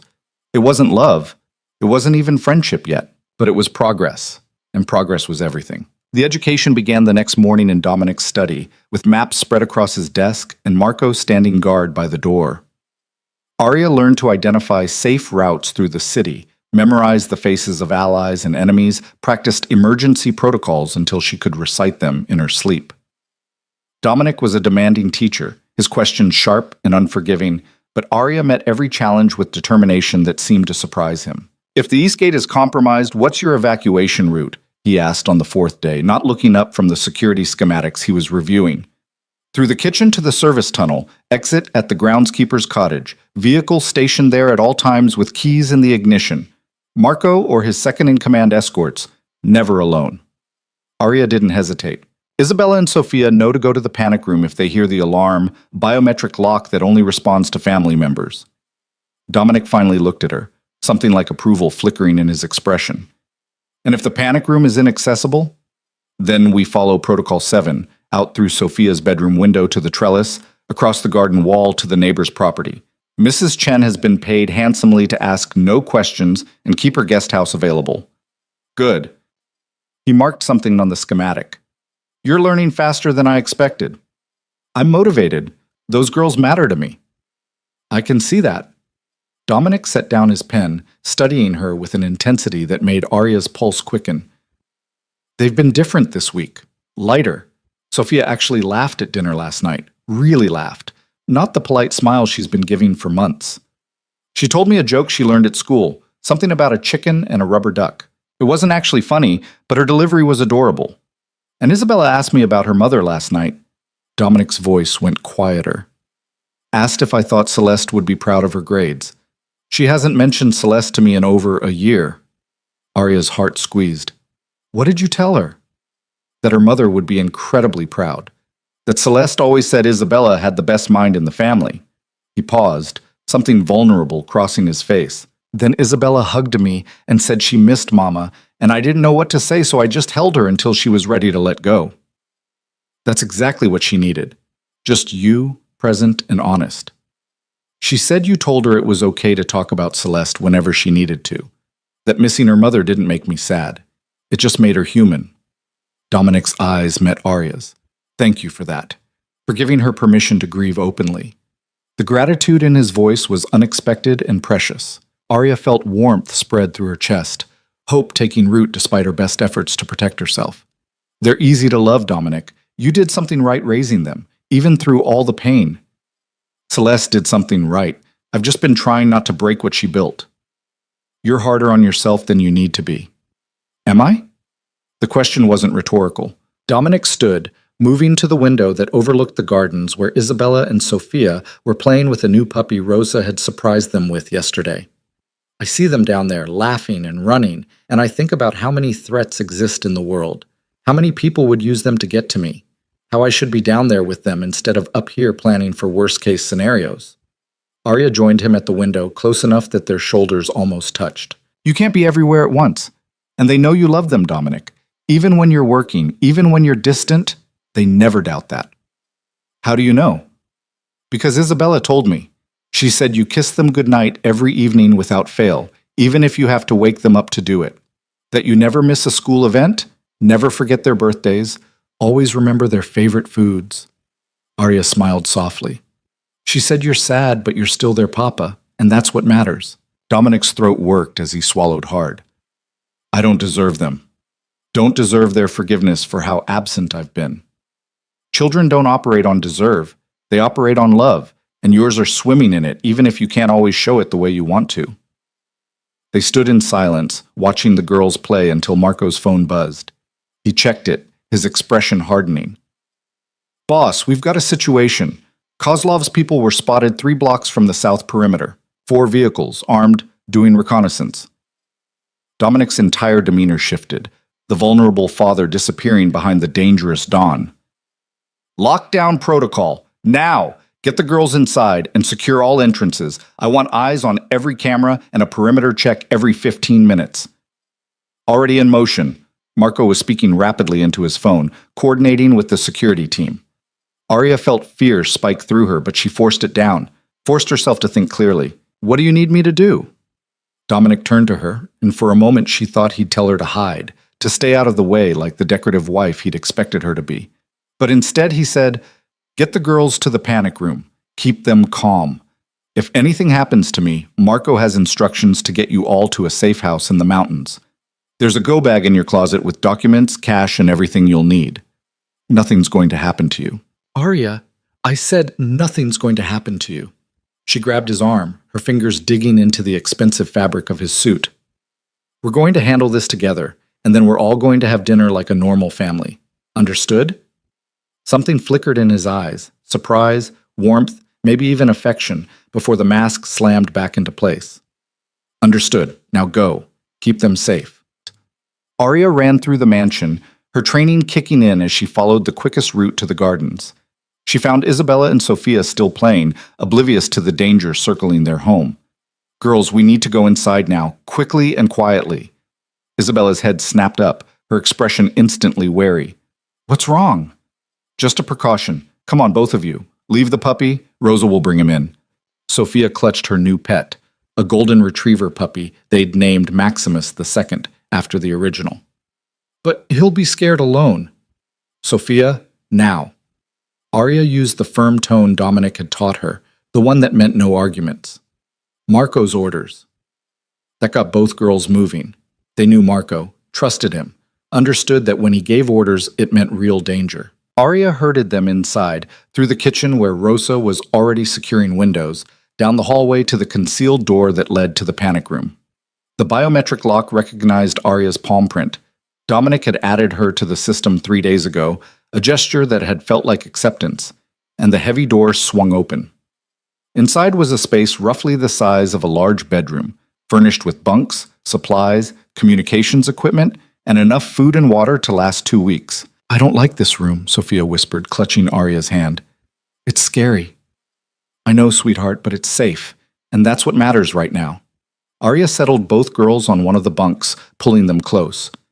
Your papa is handling everything. We just need to wait here until he gives the all clear. Isabella was too quiet, her face pale and eyes too wide. Arya recognized the signs of a child who'd been through this before, who knew exactly what threats looked like. When Mama died, did they use the panic room? Isabella asked suddenly. Arya's heart broke. I don't know, honey. We weren't home. We were at school. Papa came and got us, and his hands were shaking, and I knew something terrible had happened before he even said anything. Isabella's voice was small, childlike in a way she rarely allowed herself to be. I thought maybe if we'd been home, if we'd been in the panic room, maybe she would have come here instead of driving that day. Oh, Isabella. Arya pulled the child closer. Your mother's death wasn't your fault. It wasn't anyone's fault except the bad people who hurt her. Papa killed them, the people who cut the brakes. He doesn't think we know, but we heard Marco talking about it once. Isabella looked up at Arya with Dominic's eyes. Does that make Papa a bad person? Killing people? The question was impossibly complex, wrapped in childhood fear and the desperate need for simple answers. Arya chose her words carefully. I think your papa is a person who lives in a complicated world where simple rules don't always apply. He protects the people he loves, and sometimes that means doing hard things that weigh on his soul. She stroked Isabella's hair. But he's not a bad person, sweetheart. He's just a person trying to keep his family safe in the only ways he knows how. Are you going to keep us safe too? Sophia asked, her voice muffled against Arya's shoulder. With everything I have, I promise. They sat together in the quiet of the panic room, listening to the distant sounds of the mansion on lockdown, and Arya found herself praying to whatever powers existed that Dominic would walk through that door when this was over, that she'd have the chance to tell him she saw past his armor to the broken man underneath, that she understood his pain because she carried her own, that maybe, just maybe, they could find a way forward together. Above them, Dominic stood in his office surrounded by monitors showing every angle of the estate. Marco coordinated security teams while Dominic watched the 4 black SUVs circle the perimeter like sharks testing the barriers. They're not attacking, Marco observed, just making sure we see them. Psychological warfare. Kozlov wants me nervous, wants me to make a mistake. Dominic's hands curled into fists. How long until our reinforcements arrive? 20 minutes. I called in everyone we have. And the girls? Secure with Mrs. Valente in the panic room. Dominic felt something in his chest ease fractionally. Arya had them. Arya, who'd been in his life less than a week and had somehow become essential to his daughter's well-being. Arya, who looked at him with eyes that saw too much and challenged him at every turn. Arya, who'd married him to save her father and stayed to save his family. When had she stopped being an obligation and started being something else? The SUVs completed another circuit and then, as suddenly as they'd appeared, peeled away into traffic. The threat retreated, but Dominic knew it wasn't over. This was a message, a reminder that Kozlov could reach them whenever he wanted. Stand down from lockdown, but keep extra patrols for the next 72 hours, Dominic ordered. And I want a meeting with the other families. It's time to address Kozlov directly. Marco nodded and began making calls. Dominic headed down to the panic room, his heart beating faster than it should as he approached the door. He pressed his palm to the biometric lock and heard the mechanism disengage. Inside, he found Arya sitting on a bunk with both his daughters tucked against her sides, reading them a story from a book she must have grabbed on the way down. Sophia was already half asleep, her thumb in her mouth, a habit she'd mostly broken but returned to when stressed. Isabella watched Arya's face as she read, following along with the words, looking more peaceful than Dominic had seen her in months. Arya looked up when he entered, and the relief in her eyes was like a punch to his gut. Papa! Sophia jolted awake and launched herself at him. He caught her easily, holding her tight while she wrapped around him like a koala. It's over, little one. Everything's safe now. Isabella approached more slowly, but when she reached him, she grabbed his free hand and squeezed hard. Arya stayed with us the whole time. She didn't leave even when the alarm was loud. I wouldn't leave you, Arya said softly, standing but keeping her distance, giving him space with his daughters. Not ever. Dominic met her eyes over Sophia's head and saw the truth there. She meant it. This woman who owed him nothing, who'd been forced into this marriage, who should have run screaming from the danger and violence of his world, she meant it. "Thank you," he said, and the words carried weight beyond the simple phrase. "For keeping them safe. For staying. That's what family does." Family. The words settled over them like a benediction, and something fundamental shifted in the space between them. Not love, not yet, but recognition. Acknowledgement. The fragile beginning of something that might grow into trust. That night, after the girls were finally asleep in their own beds, Dominic found Arya in the library. She was curled in an oversized chair, still wearing the clothes from earlier, a book open on her lap but her eyes staring into the darkness beyond the windows. "You should be sleeping," he said quietly. She turned to look at him, and he saw the exhaustion in every line of her face. "So should you." "I don't sleep well anymore. Haven't since—" He stopped, the sentence hanging unfinished. "Since Celeste died." Arya finished for him, her voice gentle but not pitying. "You don't have to pretend with me, Dominic. I know what grief looks like. I've lived it." He moved into the room, drawn by something he couldn't name, and sat in the chair across from hers. "What was she like?" "Your mother. I realize I never asked about your family beyond what was in the contract files." Arya smiled, sad and sweet. "She was a pianist, taught music at the university, and gave private lessons from our house. She had this way of making everything feel like magic, turning grocery shopping into adventures, rainy days into concert halls where we'd dance around the living room." Her fingers traced the spine of her book absently. "She died of ovarian cancer when I was 12. By the time they found it, it was everywhere. She lasted 6 months. I'm sorry. Celeste stepped up after. She was only 16, but she became mother, sister, friend all at once. Made my lunches, helped with homework, taught me to do my makeup for my first date. Our father sort of broke after Mom died. Just buried himself in work and stopped really seeing us." Arya's eyes glistened. "Sound familiar?" Dominic flinched. "I'm not—" "You're doing exactly what he did. Working yourself into exhaustion, pushing people away, trying to control everything because you couldn't control the one thing that mattered." She leaned forward, her gaze intense. "And I watched what it did to him, Dominic. How he woke up 10 years later and realized his daughters were strangers. How he tried to rebuild, but it was too late because we'd learned to live without him." "What are you saying?" "I'm saying you still have time. Isabella and Sophia still reach for you, still want you present, even when you're drowning. But that window won't stay open forever. Eventually, they'll stop trying, and then you'll have lost them without ever meaning to." The words hit like bullets, each one finding its mark in the guilt he carried like armor. "How do I fix it? How do I be what they need when I'm barely keeping myself together?" "You start by being honest, by telling them you're struggling, but you love them, by letting them see your grief instead of hiding it behind work and walls." Arya stood, crossing to his chair and kneeling beside it so they were at eye level. "You start by forgiving yourself for not saving Celeste, because you never could have. The people who killed her would have found a way no matter what security you had, what precautions you took. It wasn't your fault, Dominic." Her hand covered his where it rested on the chair arm, warm and steady and real. Dominic stared at their joined hands, something cracking open in his chest that he'd kept locked for 2 years. "I should have known," he whispered. "Should have anticipated the Bratva would go after her. Should have—" "You're human, not omniscient. You can't predict every threat, prevent every danger." Arya's thumb stroked across his knuckles. "But you can honor Celeste's memory by living the life she'd want for you and those girls. And I don't think she'd want this. You suffering alone, them growing up with a ghost for a father." "How are you so wise? You're 24 years old. Pain ages you. Loss teaches you. And I've had good teachers." She smiled slightly. "Plus, I'm watching you make the same mistakes my father made, and I'll be damned if I let Isabella and Sophia pay the price I did." Dominic turned his hand over, lacing their fingers together. The touch was intimate without being sexual, comforting without being patronizing. "I don't deserve your kindness."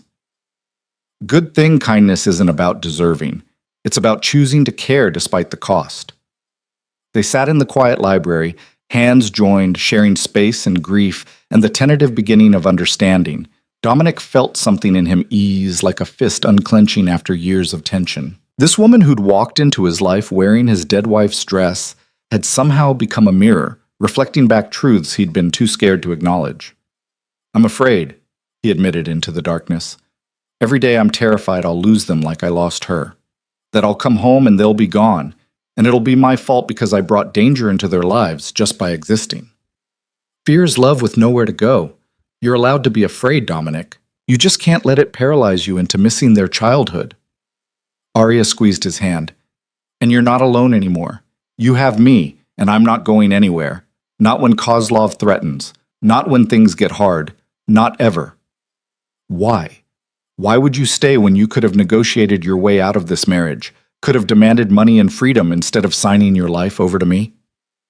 Arya was quiet for a long moment, her thumbs still drawing patterns on his skin. When she finally spoke, her voice was barely above a whisper. "Because I've been invisible my whole life, and those girls see me.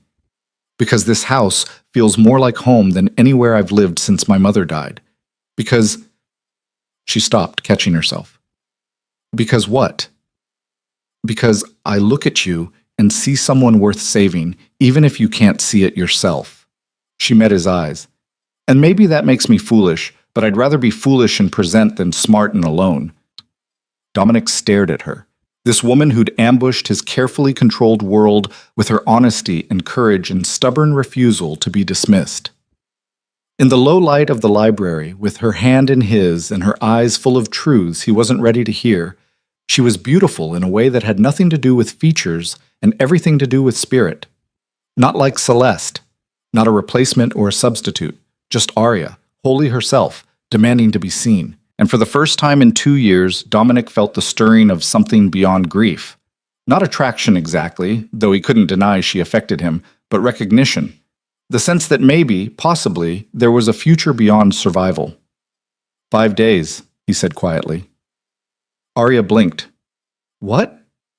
You've been here 5 days, and you've already turned my world inside out. The girls are happier, the house feels alive again. And I can't remember the last time I had an honest conversation about anything that mattered." He shook his head wonderingly. "Who are you, Arya Lynn?" "Valente," she corrected softly. "Arya Valente. And I'm just someone who refuses to be invisible anymore, even in a house haunted by ghosts." "You could never be invisible." The words came out rougher than intended, loaded with meaning Dominic wasn't ready to examine. "You burn too bright for that." Color rose in her cheeks, and she stood, breaking the moment before it could become something neither of them was prepared for. "It's late. We should both try to sleep." "Arya." He caught her hand as she turned to leave. "Tomorrow, I need to meet with the other families about Kozlov. I want you there." Her eyes widened. "Dominic, I don't think I want them to see you. To understand that the Valente family is stronger than they think, that I have someone standing beside me who isn't afraid of this world." He stood, still holding her hand. "And I trust you. In 5 days, you've earned what others haven't earned in years. I trust you with my daughters, with my secrets, with—" He stopped, the next words too dangerous to speak. "With my heart." The unspoken ending hung between them like a held breath. "Okay," Arya said finally. "I'll be there, but you have to promise me something." "What?" "After the meeting, you spend the evening with the girls. No work, no phone calls, just being present. Deal?" Dominic felt his lips curve in something that might have been a real smile. "Deal. You drive a hard bargain, Mrs. Valente." "I learned from the best, Mr. Valente." They parted in the hallway, Dominic watching Arya walk toward her room in the East Wing, while everything in him wanted to call her back, to keep talking, to hold on to this feeling of connection like a lifeline. Instead, he made himself turn toward his own cold, empty bedroom and tried to remember the last time he'd felt this alive.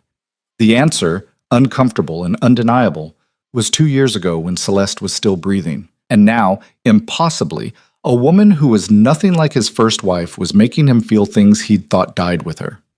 The realization should have terrified him. Instead, as Dominic lay in the darkness listening to the house settle around him, he felt something almost like hope take root in his chest. Fragile and new and utterly unexpected, but hope nonetheless. Down the hall, Arya pressed her forehead against her closed bedroom door and tried to steady her racing heart. She'd almost told him, almost confessed that she'd loved him from the shadows for years, that marrying him had been terrifying and wonderful and everything she'd never let herself dream about. But it was too soon. He was still grieving, still processing, still learning to see her as something beyond an obligation. Confessing now would only push him away, make him feel pressured or guilty or worse, pitying.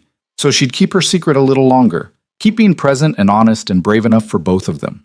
Keep proving that she was worth seeing, worth knowing, worth choosing eventually when he was ready to choose again. 7 days had been her deadline. She'd made it through 5, and everything had changed in ways she couldn't have predicted. The man who'd whispered cruel truths at the altar was slowly becoming someone real, someone vulnerable, someone who might, eventually, look at her and see not Celeste's shadow, but Arya's light. 2 days left. 48 hours to cement the foundation they'd built, to prove she belonged in this family, to show Dominic that second chances were possible if you were brave enough to take them. Arya climbed into bed and closed her eyes, and for the first time since her wedding night, she let herself imagine a future where the cold distance between them warmed into something real, where a marriage born of debt might become one born of choice, where she might finally step out of the shadows and into the light of being truly seen. The thought carried her into sleep, and her dreams were full of gray eyes and careful smiles and the weight of small hands trusting hers to keep them safe. The meeting was set for neutral territory, a private room in an upscale restaurant owned by the Moretti family, where weapons were checked at the door and ancient protocols of hospitality meant violence was forbidden within the walls. Arya dressed carefully that morning, choosing a tailored black suit that spoke of power without trying too hard, her hair pulled back in a sleek bun that revealed the elegant line of her neck. When she looked in the mirror, she saw not Celeste's shadow, but her own strength reflected back. Dominic was waiting in the foyer when she descended the stairs, and the look on his face when he saw her made her breath catch. His eyes tracked her movement with an intensity that felt like a physical touch, taking in every detail before settling on her face. "You look formidable," he said quietly. "That's the idea." Arya accepted the coat Marco held out for her. "If I'm going to stand beside you, I need to look like I belong there." "You do belong there." Dominic's hand found the small of her back as they walked toward the car, the gesture protective and possessive all at once. "Just remember, these are dangerous men, Arya. Kozlov especially. He'll try to unsettle you, to find weaknesses he can exploit. Don't let him." "I grew up watching my father negotiate with loan sharks and debt collectors. I know how to keep my face blank when men try to intimidate me." She slid into the back of the armored SUV, Dominic following close behind. "Besides, I have you." Something flickered in his eyes at that simple declaration of trust. "Yes, you do." The drive took 30 minutes through midday traffic, Marco at the wheel with 2 additional security vehicles flanking them. Arya watched the city slide past the tinted windows and tried to calm the nervous energy thrumming through her veins. This was important. This was Dominic trusting her with something real, bringing her into his world in a way that made her partnership visible and undeniable. The restaurant was elegant and understated, the kind of place where discretion was valued more than ostentation. They were ushered through the main dining room, deliberately, Arya realized, so everyone could see Dominic Valente arriving with his new wife, and up a private staircase to a soundproofed room on the second floor. Inside, 4 men waited around a table that could have seated 12. Arya recognized them from Marco's briefings. Antonio Moretti, silver-haired and sharp-eyed, who controlled the casino operations downtown. Vincent Castellano, younger and ambitious, who ran the Port Authority with an iron fist. James Murphy, the Irish liaison who managed labor unions and construction. And Victor Kozlov, pale and cold as winter, with ice-blue eyes that assessed Arya like she was a commodity to be priced and purchased. "Gentlemen," Dominic said, his voice carrying the weight of authority, "thank you for agreeing to meet. I'd like to introduce my wife, Arya Valente." Moretti stood first, offering a courtly nod. "Mrs. Valente? A pleasure. I knew your sister. She was a remarkable woman." "Thank you, Mr. Moretti. She spoke highly of you." The others offered similar greetings, polite and measuring, until only Kozlov remained seated. He stared at Arya with open curiosity, a slight smile playing at the corners of his mouth. "So this is the replacement bride," he said, his accent flavoring the English words. "Tell me, Mrs. Valente, do you know what happened to the first Mrs. Valente?" The room went silent, tension crackling like electricity. Arya felt Dominic stiffen beside her, felt the implied threat in Kozlov's casual cruelty. But she'd prepared for this, steeled herself against exactly this kind of psychological warfare. I know she was murdered by cowards who cut her brake lines rather than face her husband directly, Arya said, her voice steady and cold. I also know those cowards are dead now and their organization is scattered to the winds. Is there a point to your question, Mr. Kozlov? Or are you simply trying to establish dominance through shock value? Kozlov's smile widened, genuine amusement lighting his pale eyes. I like her, Dominic. She has spine. Much better than the usual decorative wives our associates parade around. My wife is here as my partner, not as decoration, Dominic said, his hand still at Arya's back. And this meeting is about establishing clear boundaries regarding your recent activities near my territory, not about discussing my personal life. They took their seats, Arya beside Dominic, and the real negotiation began. Maps were produced, territories discussed, grievances aired with the careful diplomacy of men who knew that words could prevent bloodshed or ignite wars. Arya listened more than she spoke, but when she did contribute, her observations were sharp and her questions pointed, earning respectful attention from everyone except Kozlov, who watched her with unsettling interest. The issue, Castellano was saying, is that Kozlov's operations are bleeding into established territories without proper compensation to the families who control those areas. It's disrespectful, and it's causing problems. Well, I'm simply filling vacuums created by inefficiency, Kozlov countered. If the current management cannot maintain control, perhaps new management is needed. That's not how this works, and you know it. Murphy's Irish brogue thickened with irritation. We have agreements, protocols. You don't just move in because you see an opportunity. Then perhaps the protocols are outdated. The world is changing, gentlemen. Those who don't adapt will be consumed. Arya watched the exchange and saw what Dominic had been dealing with. A man who respected no boundaries, who viewed cooperation as weakness. Kozlov wasn't interested in negotiation. He was interested in conquest, and meetings like this were just reconnaissance missions to identify vulnerabilities. Mr. Kozlov, she said, cutting through the rising argument, you're right that the world is changing, but some things remain constant. Loyalty, for instance, trust. The understanding that short-term gains built on betrayal lead to long-term instability that benefits no one. Kozlov turned his attention fully to her, and Arya felt the weight of his focus like a predator sizing up prey. You speak of loyalty, Mrs. Valente? You who married into this family to settle a debt? What do you know of true loyalty? I know that my husband and I are building something together. That I stand beside him, not because I'm forced to, but because I choose to. Arya met his gaze without flinching. I know that the families represented at this table have maintained power for generations, not through conquest, but through cooperation. And I know that men who mistake aggression for strength usually end up dying alone and unmourned. The silence that followed was absolute.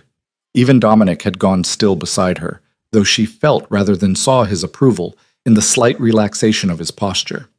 Kozlov laughed, the sound genuine and slightly unhinged. Fascinating. You've found yourself a warrior, Dominic. I almost regret that we'll likely end up as enemies. We don't have to be enemies, Dominic said carefully. There's room for your operations if you're willing to work within the existing structure. Pay the appropriate percentages, respect established boundaries, operate with transparency. And if I'm not willing, then you'll find that this city can be very unwelcoming to those who refuse to play by the rules. It wasn't quite a threat, but the implication was clear. Kozlov leaned back in his chair, studying Dominic with calculating eyes, then shifted his attention to Arya again. What do you think, Mrs. Valente? Should I cooperate or take my chances with conquest? It was a test, Arya realized. He was trying to create division, to see if she'd contradict Dominic or defer to him weakly. She chose a third option. I think you're smarter than you're pretending to be, Mr. Kozlov. I think you know that open war would cost you more than you'd gain, but you're posturing to see how much you can extract in concessions. I think you'll ultimately accept a compromise that lets you save face while giving the other families what they need. She tilted her head. And I think you're testing me because strong women unsettle you, which means you're not as evolved as you'd like people to believe. Moretti choked on his wine. Murphy's lips twitched in an almost smile. Castellano looked between Arya and Kozlov like he was watching a tennis match, and Dominic's hand found hers under the table, squeezing once in approval or warning or both. Kozlov stared at her for a long moment, his expression unreadable. Then he threw back his head and laughed, loud and genuinely delighted. I take it back, Dominic. I don't almost regret we'll be enemies. I fully regret it. Your wife is magnificent. He leaned forward, elbows on the table. Fine. I'll accept a compromise. 20% of my operations go to the families whose territory I'm using. I maintain transparency about my activities, and in return, I get to expand into the warehouse district that's currently sitting empty because none of you want to deal with the unions there. 15%, Dominic countered, and you clear any major moves with this council before implementation. 18%, and I'll give you advance notice but not ask permission. I'm not a child requiring approval. They haggled for another 20 minutes, eventually settling on 17% and a monthly update meeting where Kozlov would brief the council on his activities. It wasn't perfect, but it was a framework that might prevent bloodshed, at least temporarily. When they finally stood to leave, Kozlov approached Arya directly, ignoring the way Dominic tensed beside her. A word of advice, Mrs. Valente. This world we inhabit, it's unkind to those who show weakness. You've proven yourself formidable today, but there will be others who try to use you against your husband. His pale eyes were serious now, stripped of their earlier amusement. Watch your back. Not everyone respects strength the way I do. Thank you for the warning, Mr. Kozlov. I'll take it under advisement. He nodded once and left, his security team falling in around him. The other men offered their farewells, Moretti pausing to tell Dominic quietly that he'd chosen well, that Arya reminded him of his own wife in her prime, fierce and unafraid. In the car on the way home, Dominic was quiet, staring out the window with an expression Arya couldn't read. She waited, giving him space to process, until finally he turned to her. That was incredibly reckless, he said. Arya's stomach dropped. I'm sorry if I overstepped. And incredibly brave. He cut her off, his eyes intense. You went toe-to-toe with one of the most dangerous men in this city and didn't back down. You defended me, defended us, like you'd been doing this for years instead of days. I told you I wasn't going to be a decorative wife. You told me, but I don't think I truly believed it until today. Dominic reached out, his hand cupping her face with a gentleness that made her breath catch. Thank you for standing beside me, for being exactly who you are without apology. Arya leaned into his touch, her heart racing at the intimacy of the gesture. That's what partners do, Dominic. They stand together. Partners, he repeated softly, like he was testing the word. Is that what we are? I'd like to think so, unless you prefer to keep treating this as a business arrangement. His thumb brushed across her cheekbone, his gaze searching her face. I don't think this has been a business arrangement since you called me out in the kitchen that first night. Since you demanded I see my daughters clearly. Since you...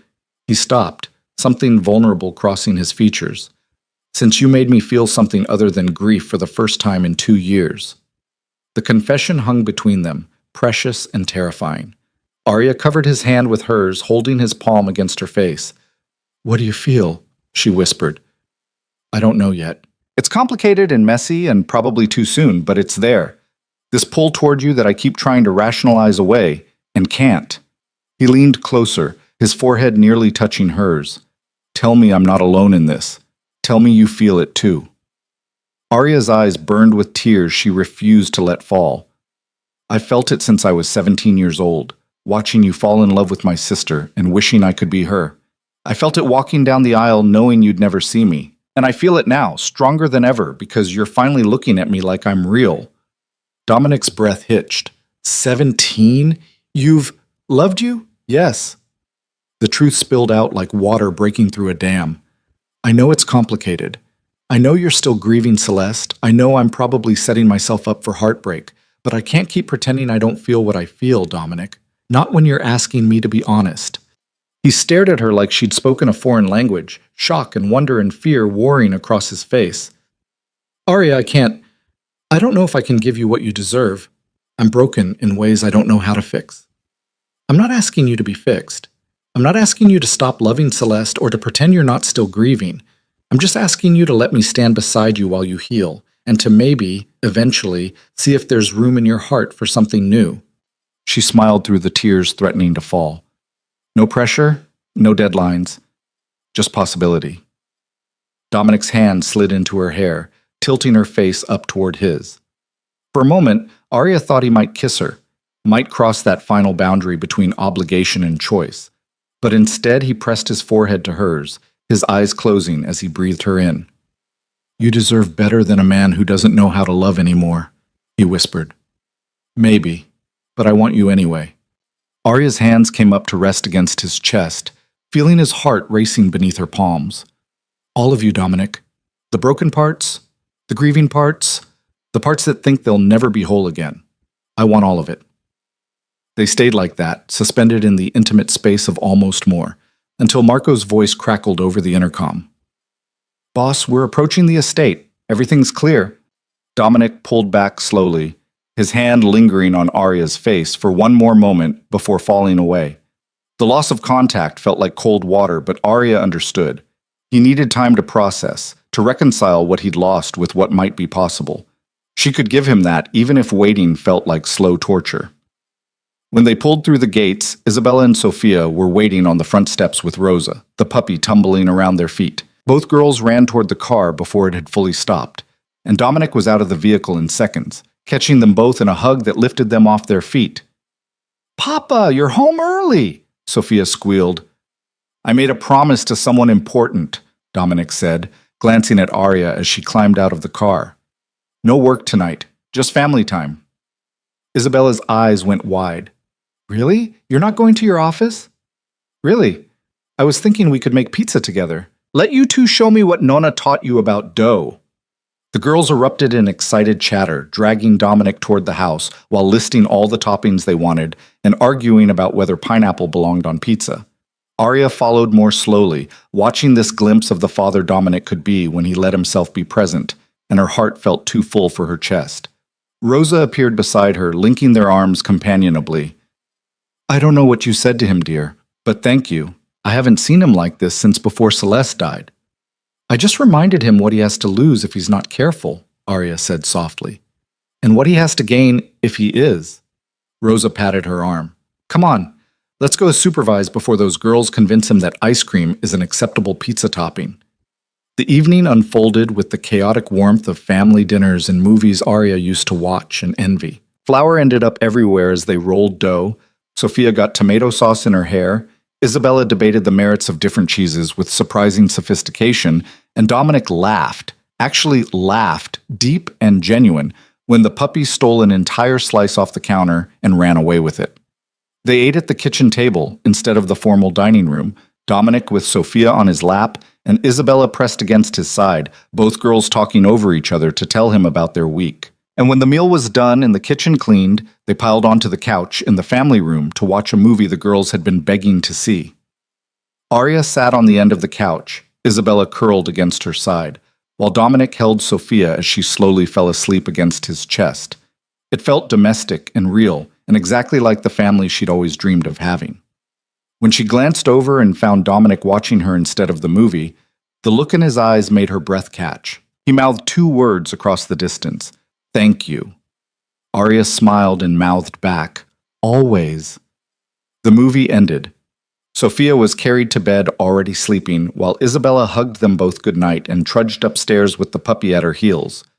Rosa had long since retired to her own quarters, leaving Arya and Dominic alone in the kitchen where this had all started 6 days ago.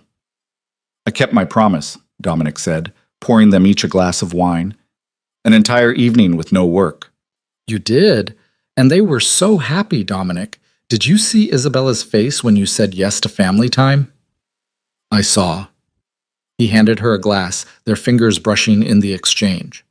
"I also saw your face when Kozlov threatened you, and when you stood up to him anyway. You were fearless, Arya." "I was terrified. I just didn't let him see it. That's what courage is, being terrified and doing it anyway." Dominic moved closer, until they were separated by only inches. "You were magnificent today. At the meeting, with the girls, just in every way that matters." Arya's heart hammered against her ribs. "Dominic, I can't promise you everything you deserve. Can't promise I won't mess this up, or that I know how to be what you need." His hand came up to cup her face again, the gesture becoming familiar, precious. "But I want to try. Want to see if maybe we can build something real out of this arrangement that started as obligation." "Are you sure?" I meant what I said about not rushing you, about giving you time. I've wasted 2 years hiding from life because I was too scared to move forward. I don't want to waste any more time, especially not with you standing right in front of me offering something I thought I'd lost forever. He leaned in, his breath warm against her lips. May I kiss you? Not as a performance for cameras or a legal requirement, but because I want to? Arya nodded, unable to form words, and then Dominic's mouth was on hers and the world fell away. This kiss was nothing like the cold press of lips at their wedding. This was heat and promise, and the tentative exploration of two people learning each other for the first time. Dominic's hand slid into her hair while his other arm wrapped around her waist, pulling her against him like he was afraid she might disappear.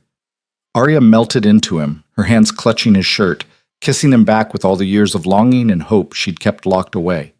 When they finally broke apart, both breathing hard, Dominic rested his forehead against hers in that gesture that was becoming theirs. I'm still figuring this out, he admitted quietly. Still learning how to be someone other than the grieving widower? But I want to figure it out with you, Arya, if you'll have patience with me. I'll have all the patience you need, she promised, as long as you keep being honest with me. Keep letting me in instead of shutting me out. I can do that. Or at least I can try. He pressed a kiss to her forehead, tender and sweet. Stay with me tonight? Not, we don't have to do anything. I just want you close. Want to fall asleep knowing you're there and wake up the same way. Arya's throat tightened with emotion. Yes, I'd like that. They went upstairs together, hands linked, and for the first time since their wedding, Arya entered Dominic's bedroom in the West Wing. It was masculine and spare, decorated in dark colors with minimal personal touches except for one photo on the nightstand, Dominic with Celeste and the girls, all of them laughing at something outside the frame. Arya paused when she saw it, uncertainty flooding through her, but Dominic noticed, following her gaze to the photo. I'm not ready to put that away, he said quietly. She was my wife, the mother of my children. That doesn't disappear just because I'm ready to move forward. I would never ask you to erase her, Dominic. She's part of your story, part of who you are. Arya squeezed his hand. I just need to know there's room for me, too. Not as a replacement, but as something new. There's room. He pulled her closer, his arms wrapping around her from behind. I'm making room. It's terrifying, and it feels like betraying her memory some days, but then I look at you and I think maybe this is what she'd want. For me to live again instead of just surviving. They changed in comfortable silence, Dominic lending Arya one of his shirts to sleep in. When they finally climbed into bed, he pulled her against his chest, her back to his front, his arms secure around her waist. Thank you, he murmured into her hair, for being patient, for being brave enough for both of us, for not giving up on me even when I was determined to push you away. Thank you for finally letting me in.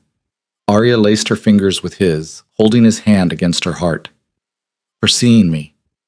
They fell asleep like that, tangled together, and for the first time in 2 years, Dominic slept through the night without nightmares. And for the first time in her life, Arya fell asleep feeling like she'd finally found where she belonged. But outside the estate walls, in the darkness beyond the security lights, a car sat watching. Inside, Viktor Kozlov studied the mansion through binoculars, a slight smile on his cold face.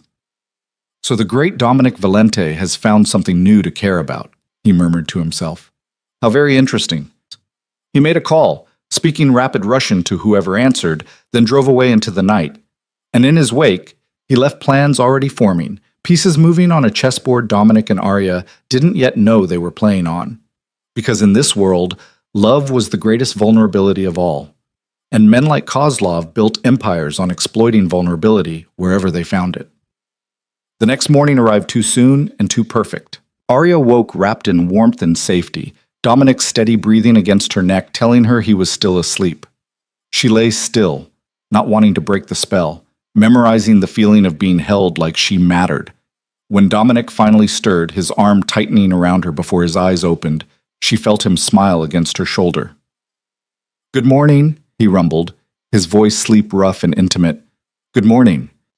Arya turned in his arms to face him, finding his gray eyes soft in the early light. You slept. I did. 8 hours straight. I can't remember the last time that happened. He brushed hair back from her face. Apparently you're good for more than just keeping my daughters happy and terrifying Russian mobsters. I'm a woman of many talents, so I'm discovering. He kissed her softly, morning breath and all, just a gentle press of lips that felt like a promise. I have meetings today I can't reschedule, but tonight. A sharp knock interrupted whatever he'd been about to say. Marco's voice came through the door, urgent and strained. Boss, we have a situation. You need to see this now. Dominic was out of bed in seconds, pulling on clothes while Arya did the same. Whatever lightness had existed moments ago evaporated, replaced by the cold focus of a man who lived with danger as his constant companion. They found Marco in the security office, his face grim as he gestured to one of the monitors. This was delivered to the gate 20 minutes ago. On the screen was a package, plain brown paper, already opened. Inside was a single photograph, Isabella and Sophia at school yesterday, unaware they were being watched, and written across the bottom in red marker. Beautiful children. It would be such a tragedy if anything happened to them. Arya felt the blood drain from her face. Beside her, Dominic had gone utterly still, the kind of stillness that preceded violence. Kozlov, he said, his voice deadly calm. We think so, but there's no proof. It could be anyone. Marco pulled up more footage. I've already doubled security at the school and around the perimeter here. The girls don't leave the estate without a full detail. We're moving them, Dominic said flatly. Today. To the safe house in the mountains. They stay there with Arya and Rosa until this is resolved. Dominic, wait! Arya started, but he turned to her with eyes like winter storms. This isn't negotiable. I won't risk them. I won't lose. His voice cracked, the careful control splintering. I can't lose them too, Arya. I can't. She saw the fear beneath the anger, saw him spiraling into the paranoia that had consumed him after Celeste's death, saw him preparing to lock away everyone he cared about to keep them safe, even if it meant pushing them away in the process. Then let me help you, she said firmly. Let me stand beside you and figure this out together, instead of sending me away with the girls like I'm just another thing to protect. You are something to protect. You and the girls. You're... He stopped, the words too dangerous to speak aloud. We're what, Dominic? Say it. You're everything. The confession tore out of him raw and desperate. In 1 week, you've become everything that matters, and I won't let this world take that away from me. I won't. Arya crossed to him, taking his face in her hands and forcing him to look at her. Then don't push me away. Don't make the same mistake you made before, isolating yourself and everyone you love because you think that's how you keep us safe. We're stronger together, Dominic. All of us. He stared at her, conflict raging across his features, before finally pulling her into a fierce embrace. I don't know how to do this. How to protect you and let you stand beside me at the same time. You learn. We learn together. She pulled back enough to meet his eyes. But first, we need a plan. A real plan. Not just hiding away and hoping the threat disappears. Marco cleared his throat. She's right, boss. Running makes you look weak, and weakness invites more attacks. We need to confront this head on. Dominic took a shaky breath, visibly pulling himself together. Fine. Call an emergency meeting with the other families. If this was Kozlov, he violated our agreement within 24 hours. That kind of disrespect can't stand. And if he denies it? Arya asked. Then we find out who did this, and we make an example that ensures it never happens again. Dominic's expression hardened back into the dangerous dawn the world knew. No one threatens my family and walks away intact. The words should have frightened her. Instead, Arya felt only fierce determination. They'd come too far, built too much in 6 days to let fear tear them apart now. Whatever came next, they'd face it together. Just like she'd promised, just like partners did. The emergency meeting was called for that evening, but before the families could convene, the situation escalated in ways none of them anticipated. At 3 in the afternoon, Marco burst into Dominic's study, where he and Arya were reviewing security protocols, his face ashen. We have armed hostiles at the south gate. 6 vehicles, heavily armed. They're demanding a face-to-face negotiation with you, boss. Now. Dominic was on his feet instantly. Kozlov? His second-in-command, Alexei Volkov. He says they have information about the threat to your daughters, but they'll only share it in person. Marco's jaw clenched. It could be a trap. Of course it's a trap. The question is whether we can afford to ignore it. Dominic turned to Arya. Get the girls to the panic room. Stay there until I give the all clear. No. Arya stood her ground, her heart hammering but her voice steady. You're not going out there alone. Arya, this isn't the time. You're right. It's not. It's not the time for you to make decisions based on fear instead of strategy. She moved closer, urgent and fierce. If Kozlov's people wanted you dead, they wouldn't announce their presence. They want something, which means there's room to negotiate. And you taught me yourself that showing strength means showing unity. So we go together, or we don't go at all. Dominic stared at her, conflict warring in his gray eyes. If anything happens to you, then you'll have Marco and 20 armed guards to ensure it doesn't. Arya grabbed his hand. Trust me, Dominic. Trust us. He exhaled sharply, then nodded once. Marco, full security detail. Snipers on the roof, perimeter locked down. And if anything goes sideways, you get Arya and the girls out. That's your priority. Yes, boss. They assembled in the grand foyer, Dominic in his armor of expensive suits and cold authority, Arya beside him in the black ensemble from the morning meeting, both of them presenting a united front. Outside, through the ornate windows, Arya could see the convoy of black vehicles waiting beyond the gates, like predators circling prey. Rosa appeared with Isabella and Sophia, both girls wide-eyed and frightened. Dominic knelt before them, his hands gentle on their shoulders. I need you both to go with Rosa to the safe room. Can you do that for me? Papa, what's happening? Sophia's voice trembled. Are the bad men back? We're handling it, little one, but I need to know you're safe while we do. He kissed her forehead, then Isabella's. Be brave for me, both of you. And remember that I love you more than anything in this world. Isabella hugged him fiercely. Come back, Papa. Promise you'll come back. I promise. He stood, watching Rosa lead them away, his expression carved from stone in grief and love, too big for words. Arya slipped her hand into his, squeezing once. Ready? No, but let's do this anyway. They walked out together, Marco and 6 guards flanking them, toward the gates where death might be waiting. The afternoon sun was too bright, the air too clear, everything too normal for a moment that felt like stepping off a cliff. When they reached the gates, Dominic signaled for them to be opened, and Arya's first clear view of Alexei Volkov made her blood run cold. He was massive, easily 6.5 feet tall, built like violence incarnate, with a scar running from his left eye to his jaw. But it was his expression that truly unnerved her. Utterly emotionless, like he'd long ago stopped caring whether he lived or died. Men like that were the most dangerous because they had nothing left to lose.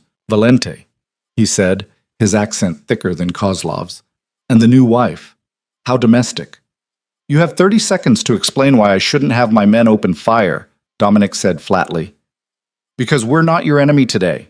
In fact, we're here to prevent bloodshed. Volkov gestured to one of his men, who brought forward a laptop. We intercepted communications this morning. Someone is planning an attack on your estate tonight. Multiple entry points, targeting your children specifically. Arya's stomach dropped. Dominic's hand tightened painfully on hers. Who? That's the interesting part. Volkov turned the laptop to show surveillance footage, grainy but clear enough to identify faces. It's not external enemies. It's someone in your own organization. Someone who's been feeding information to rivals for months, waiting for the right moment to strike. The screen showed a man Arya recognized from security briefings. Thomas Chen, one of Dominic's senior lieutenants, meeting with unknown contacts and accepting envelopes of cash. The betrayal was documented in time-stamped photos and recorded conversations that left no room for doubt. Why bring this to me? Dominic's voice was dangerously quiet. Why not let it play out and use the chaos to your advantage? Volkov's scarred face shifted into something that might have been respect. Because Victor was impressed by your wife yesterday. She spoke of loyalty and trust, and those words meant something to him. He doesn't want to build his empire on the corpses of children. He closed the laptop. Consider this a gesture of good faith. We can be rivals without being monsters. And what do you want in return? The deal from yesterday stands. We operate in the agreed territories, pay the percentages, maintain transparency. But we also want a mutual defense pact, information sharing about threats that affect us both. The landscape is changing, Valente. New players are moving in, more ruthless than the old families. We either adapt together or fall separately. Arya watched Dominic process this, saw him weighing options and consequences at lightning speed. She leaned close, whispering, Kozlov benefits more from you alive than dead. This could be legitimate. Or it could be an elaborate setup to gain my trust before betraying me. Then we verify the intelligence before acting on it, but we don't ignore it. She met Volkov's cold gaze directly. When is this attack supposed to happen? Midnight. Chen has 12 men ready to breach through the service tunnels you think are secret. He's been documenting your security for months, knows every blind spot, every rotation schedule. Volkov's expression didn't change. You have 8 hours to prepare. Dominic was silent for a long moment, and Arya could feel the tension radiating from him like heat. Finally, he said, "If this is real, you've saved my family. If it's not, I'll make sure you regret ever hearing my name." Understood. Victor will be waiting for your response about the alliance. Volkov signaled his men. One more thing. Chen isn't working alone. There's someone outside your organization coordinating this, someone with significant resources. We don't know who yet, but we're working on it. Why? Why help me find them? Because whoever is targeting you will eventually target us. Better to eliminate the threat now than wait for it to grow. Volkov climbed into his vehicle. Good luck tonight, Valente. You're going to need it. The convoy pulled away, leaving Arya and Dominic standing at the gates with more questions than answers. Marco approached, his expression grim. Boss, we need to verify this information before we act on it. Already on it. Pull Chen's communications records, track his movements for the past 6 months, and get me eyes on him right now. I want to know if he's preparing for something tonight. Dominic's voice was pure steel. And double-check those service tunnels. If Volkov's telling the truth, we need to know how compromised we are. They spent the next 4 hours transforming the estate into a fortress. Marco coordinated with his team to set up defensive positions, install additional cameras in the tunnels, and create contingency plans for every possible scenario. Dominic worked with cold efficiency, the vulnerable man from that morning buried beneath layers of tactical precision. Arya helped where she could, but mostly she stayed with Isabella and Sophia in the panic room, keeping them calm while the house locked down around them. The girls were scared, but trying to be brave, and Arya's heart ached for the childhood they'd lost to this world of violence and constant threat. Tell us a story, Sophia whispered, curled against Arya's side. Like Mama used to. Something with a happy ending.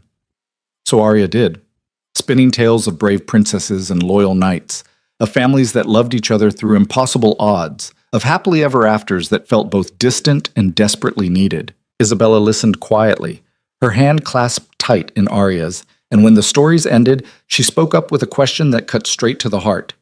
Are you going to leave us when this is over? When it gets too scary? Never, Arya said fiercely. I made you both a promise, remember? I'm not going anywhere, no matter how scary things get. Even if someone tries to hurt you? Even then. Because you're my family now, and family doesn't abandon each other. Isabella nodded, seeming satisfied, and Sophia whispered, I'm glad Papa married you.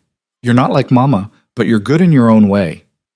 The simple acceptance brought tears to Arya's eyes, but she blinked them back, staying strong for these children who needed her strength more than her sorrow. At 7 o'clock, Marco's investigation confirmed Volkov's intelligence. Thomas Chen had indeed been communicating with external contacts. His bank accounts showed deposits that matched the timeline of information leaks, and surveillance showed him meeting with unknown individuals to finalize plans.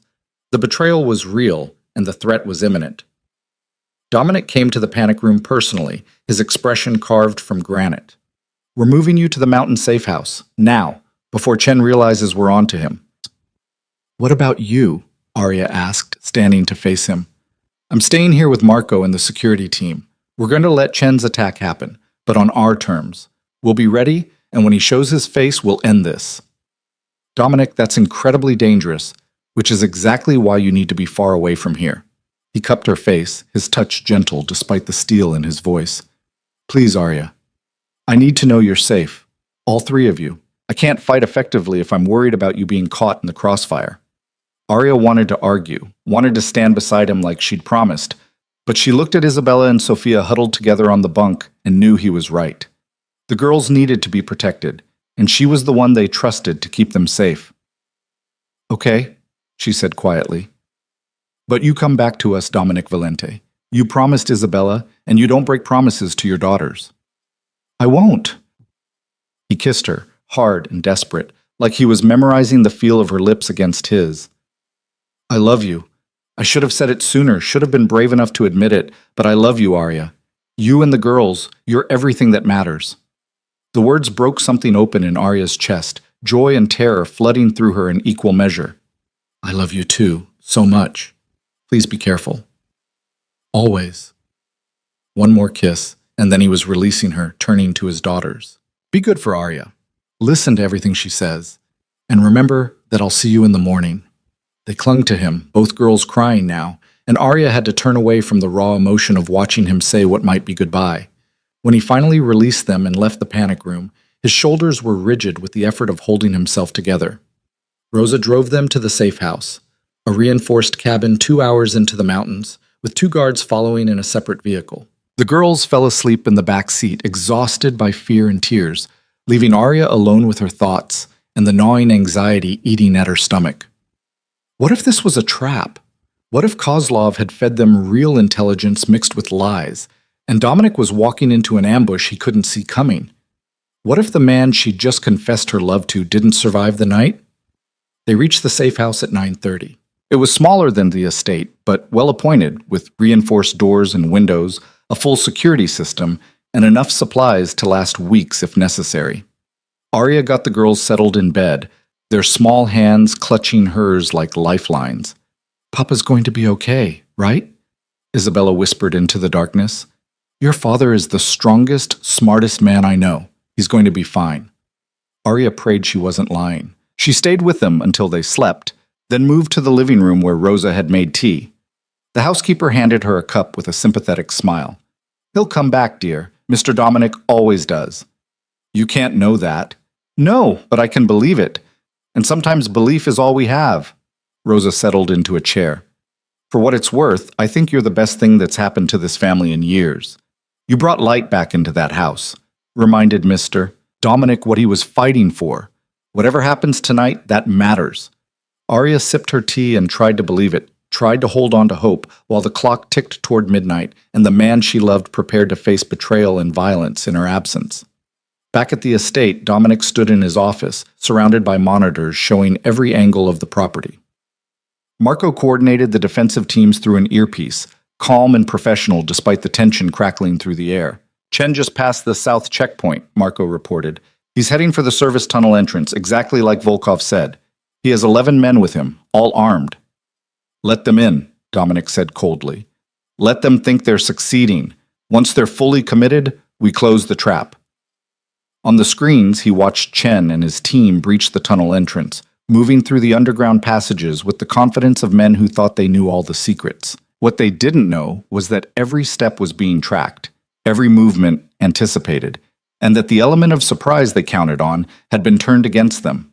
When Chen's team reached the junction that would take them toward the main house, Dominic gave the signal. Steel barriers dropped, sealing off their escape routes.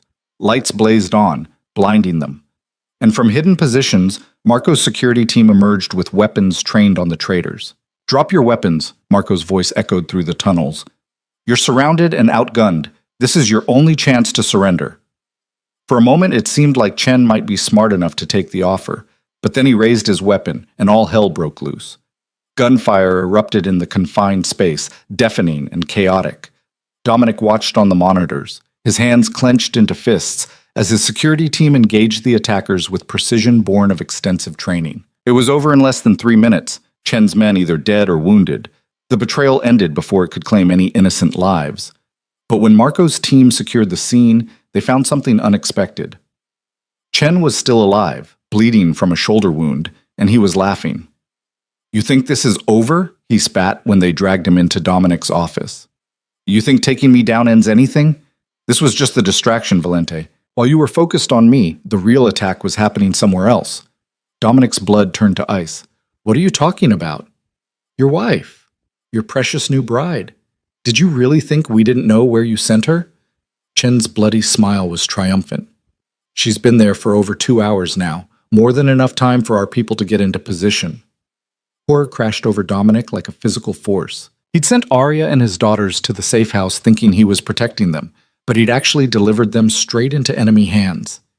He grabbed Chen by the collar, lifting him bodily. Who's there? How many? Talk or I'll make your death last days. Too late. By now they're already inside. Your family's dead, Valente, and there's nothing you can... Dominic didn't wait for him to finish. He dropped Chen and ran for the garage, Marco racing behind him. They took the fastest vehicle, pushing it to dangerous speeds through mountain roads while Dominic tried desperately to reach Arya's phone. It rang and rang with no answer, each unanswered ring another nail in the coffin of his hope. At the safe house, Arya had heard the security alarm and moved on pure instinct. She'd gotten Isabella and Sophia into the reinforced bathroom, armed herself with the handgun Dominic had taught her to use, and positioned herself between the bedroom door and the girls. The 2 guards Dominic had sent with them were already down.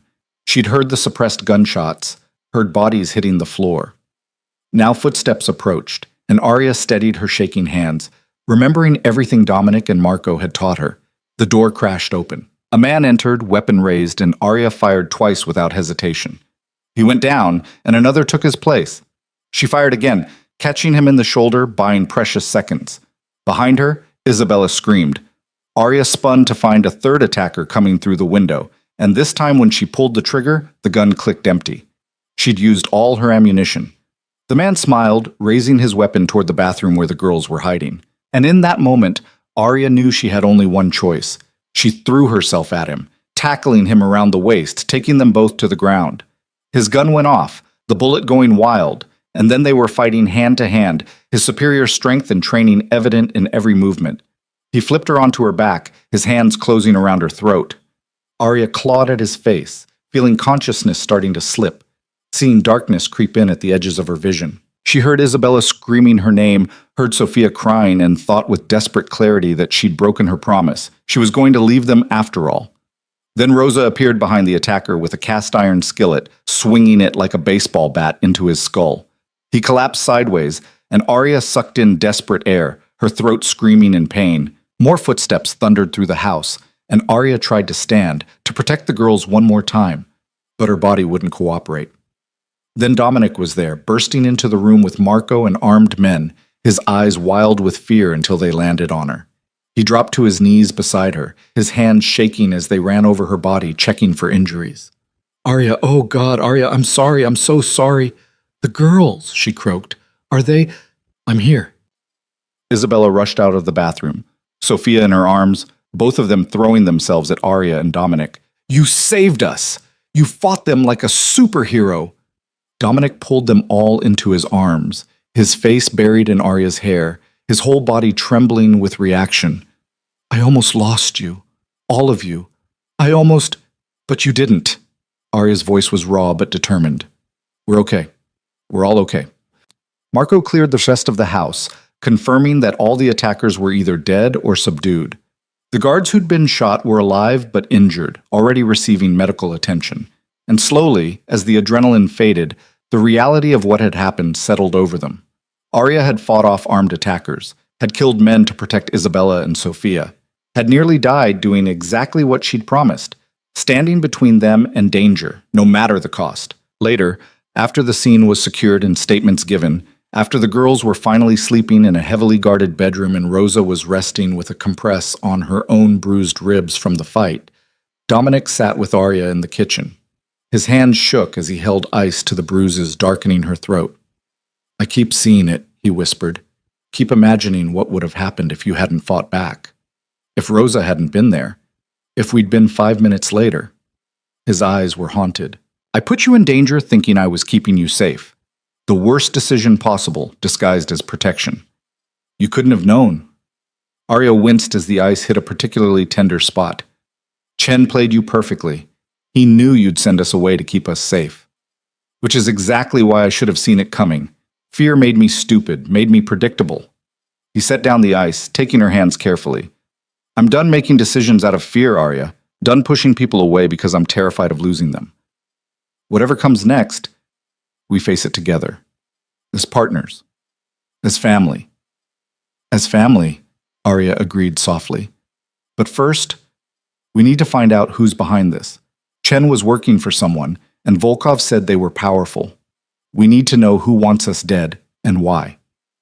The answer came 2 days later, delivered by Kozlov himself. He arrived at the estate in daylight this time, without the convoy of armed vehicles, and asked politely for a meeting. When Dominic and Arya met him in the study, He laid out a file containing evidence that made Arya's blood run cold.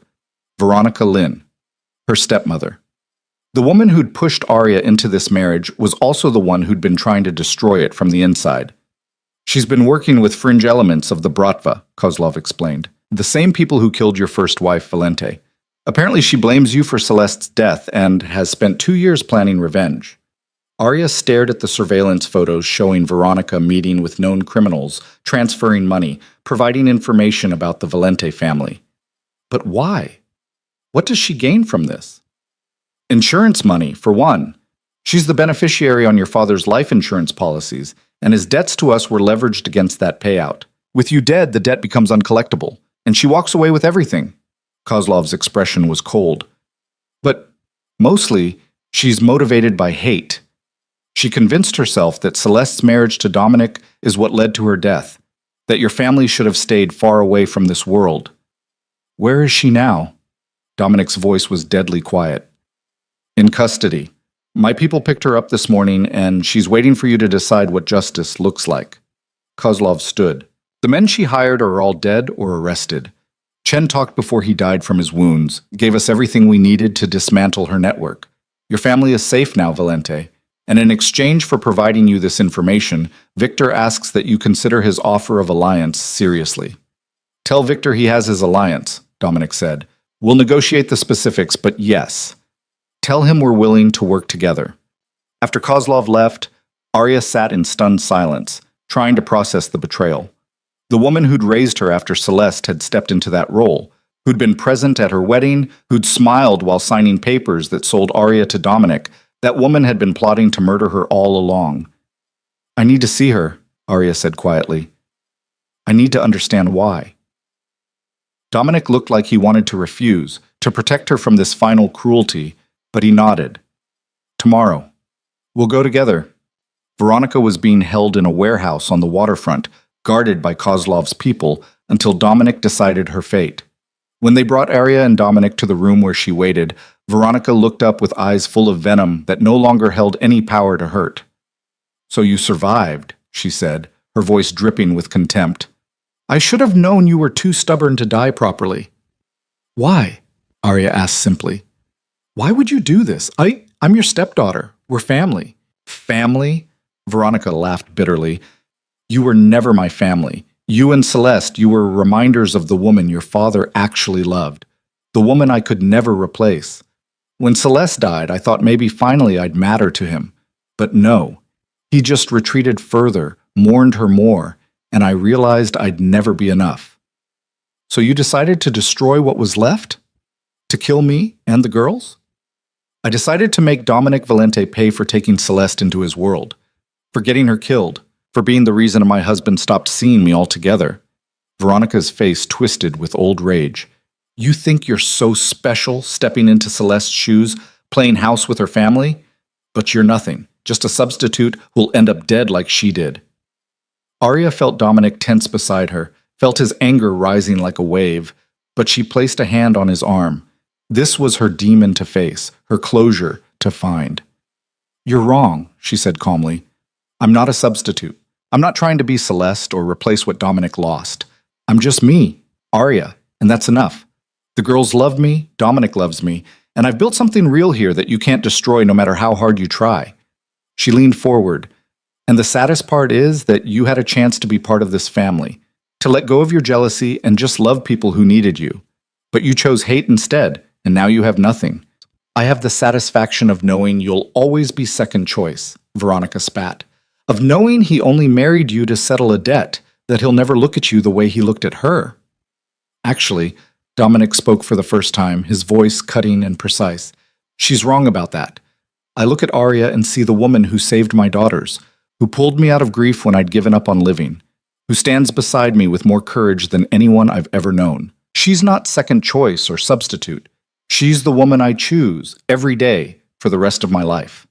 The words hung in the air like a benediction, and Arya felt tears slide down her face as Dominic's hand found hers, their fingers lacing together with the easy intimacy of people who'd fought for this connection and won. Veronica's face crumpled, seeing the truth of it, seeing that her final attempt to wound had failed completely. What happens to me now? That's up to the authorities, Dominic said. Kozlov's people are turning you over to federal prosecutors. The evidence of your involvement in multiple murders, conspiracy, and racketeering should put you away for life. You'll never hurt anyone I love again. They left her there, broken and defeated, and walked out into afternoon sunshine that felt like emerging from a cave into daylight. The threat was over, the betrayal resolved, the family safe. That evening, they gathered everyone together, Isabella, Sofia, Rosa, Marco, and the core security team, for a dinner that felt like celebration and memorial all at once. They toasted the people they'd lost, honored the fight they'd survived, and looked toward a future that finally seemed possible. After the girls went to bed, exhausted but happy, Dominic found Arya on the terrace overlooking the gardens. He wrapped his arms around her from behind, pulling her back against his chest. "I have something to ask you," he said quietly. "You already married me. I'm not sure what else is left." That marriage was obligation and debt, legal necessity. He turned her in his arms, dropping to one knee with a small box in his hands. "This is choice.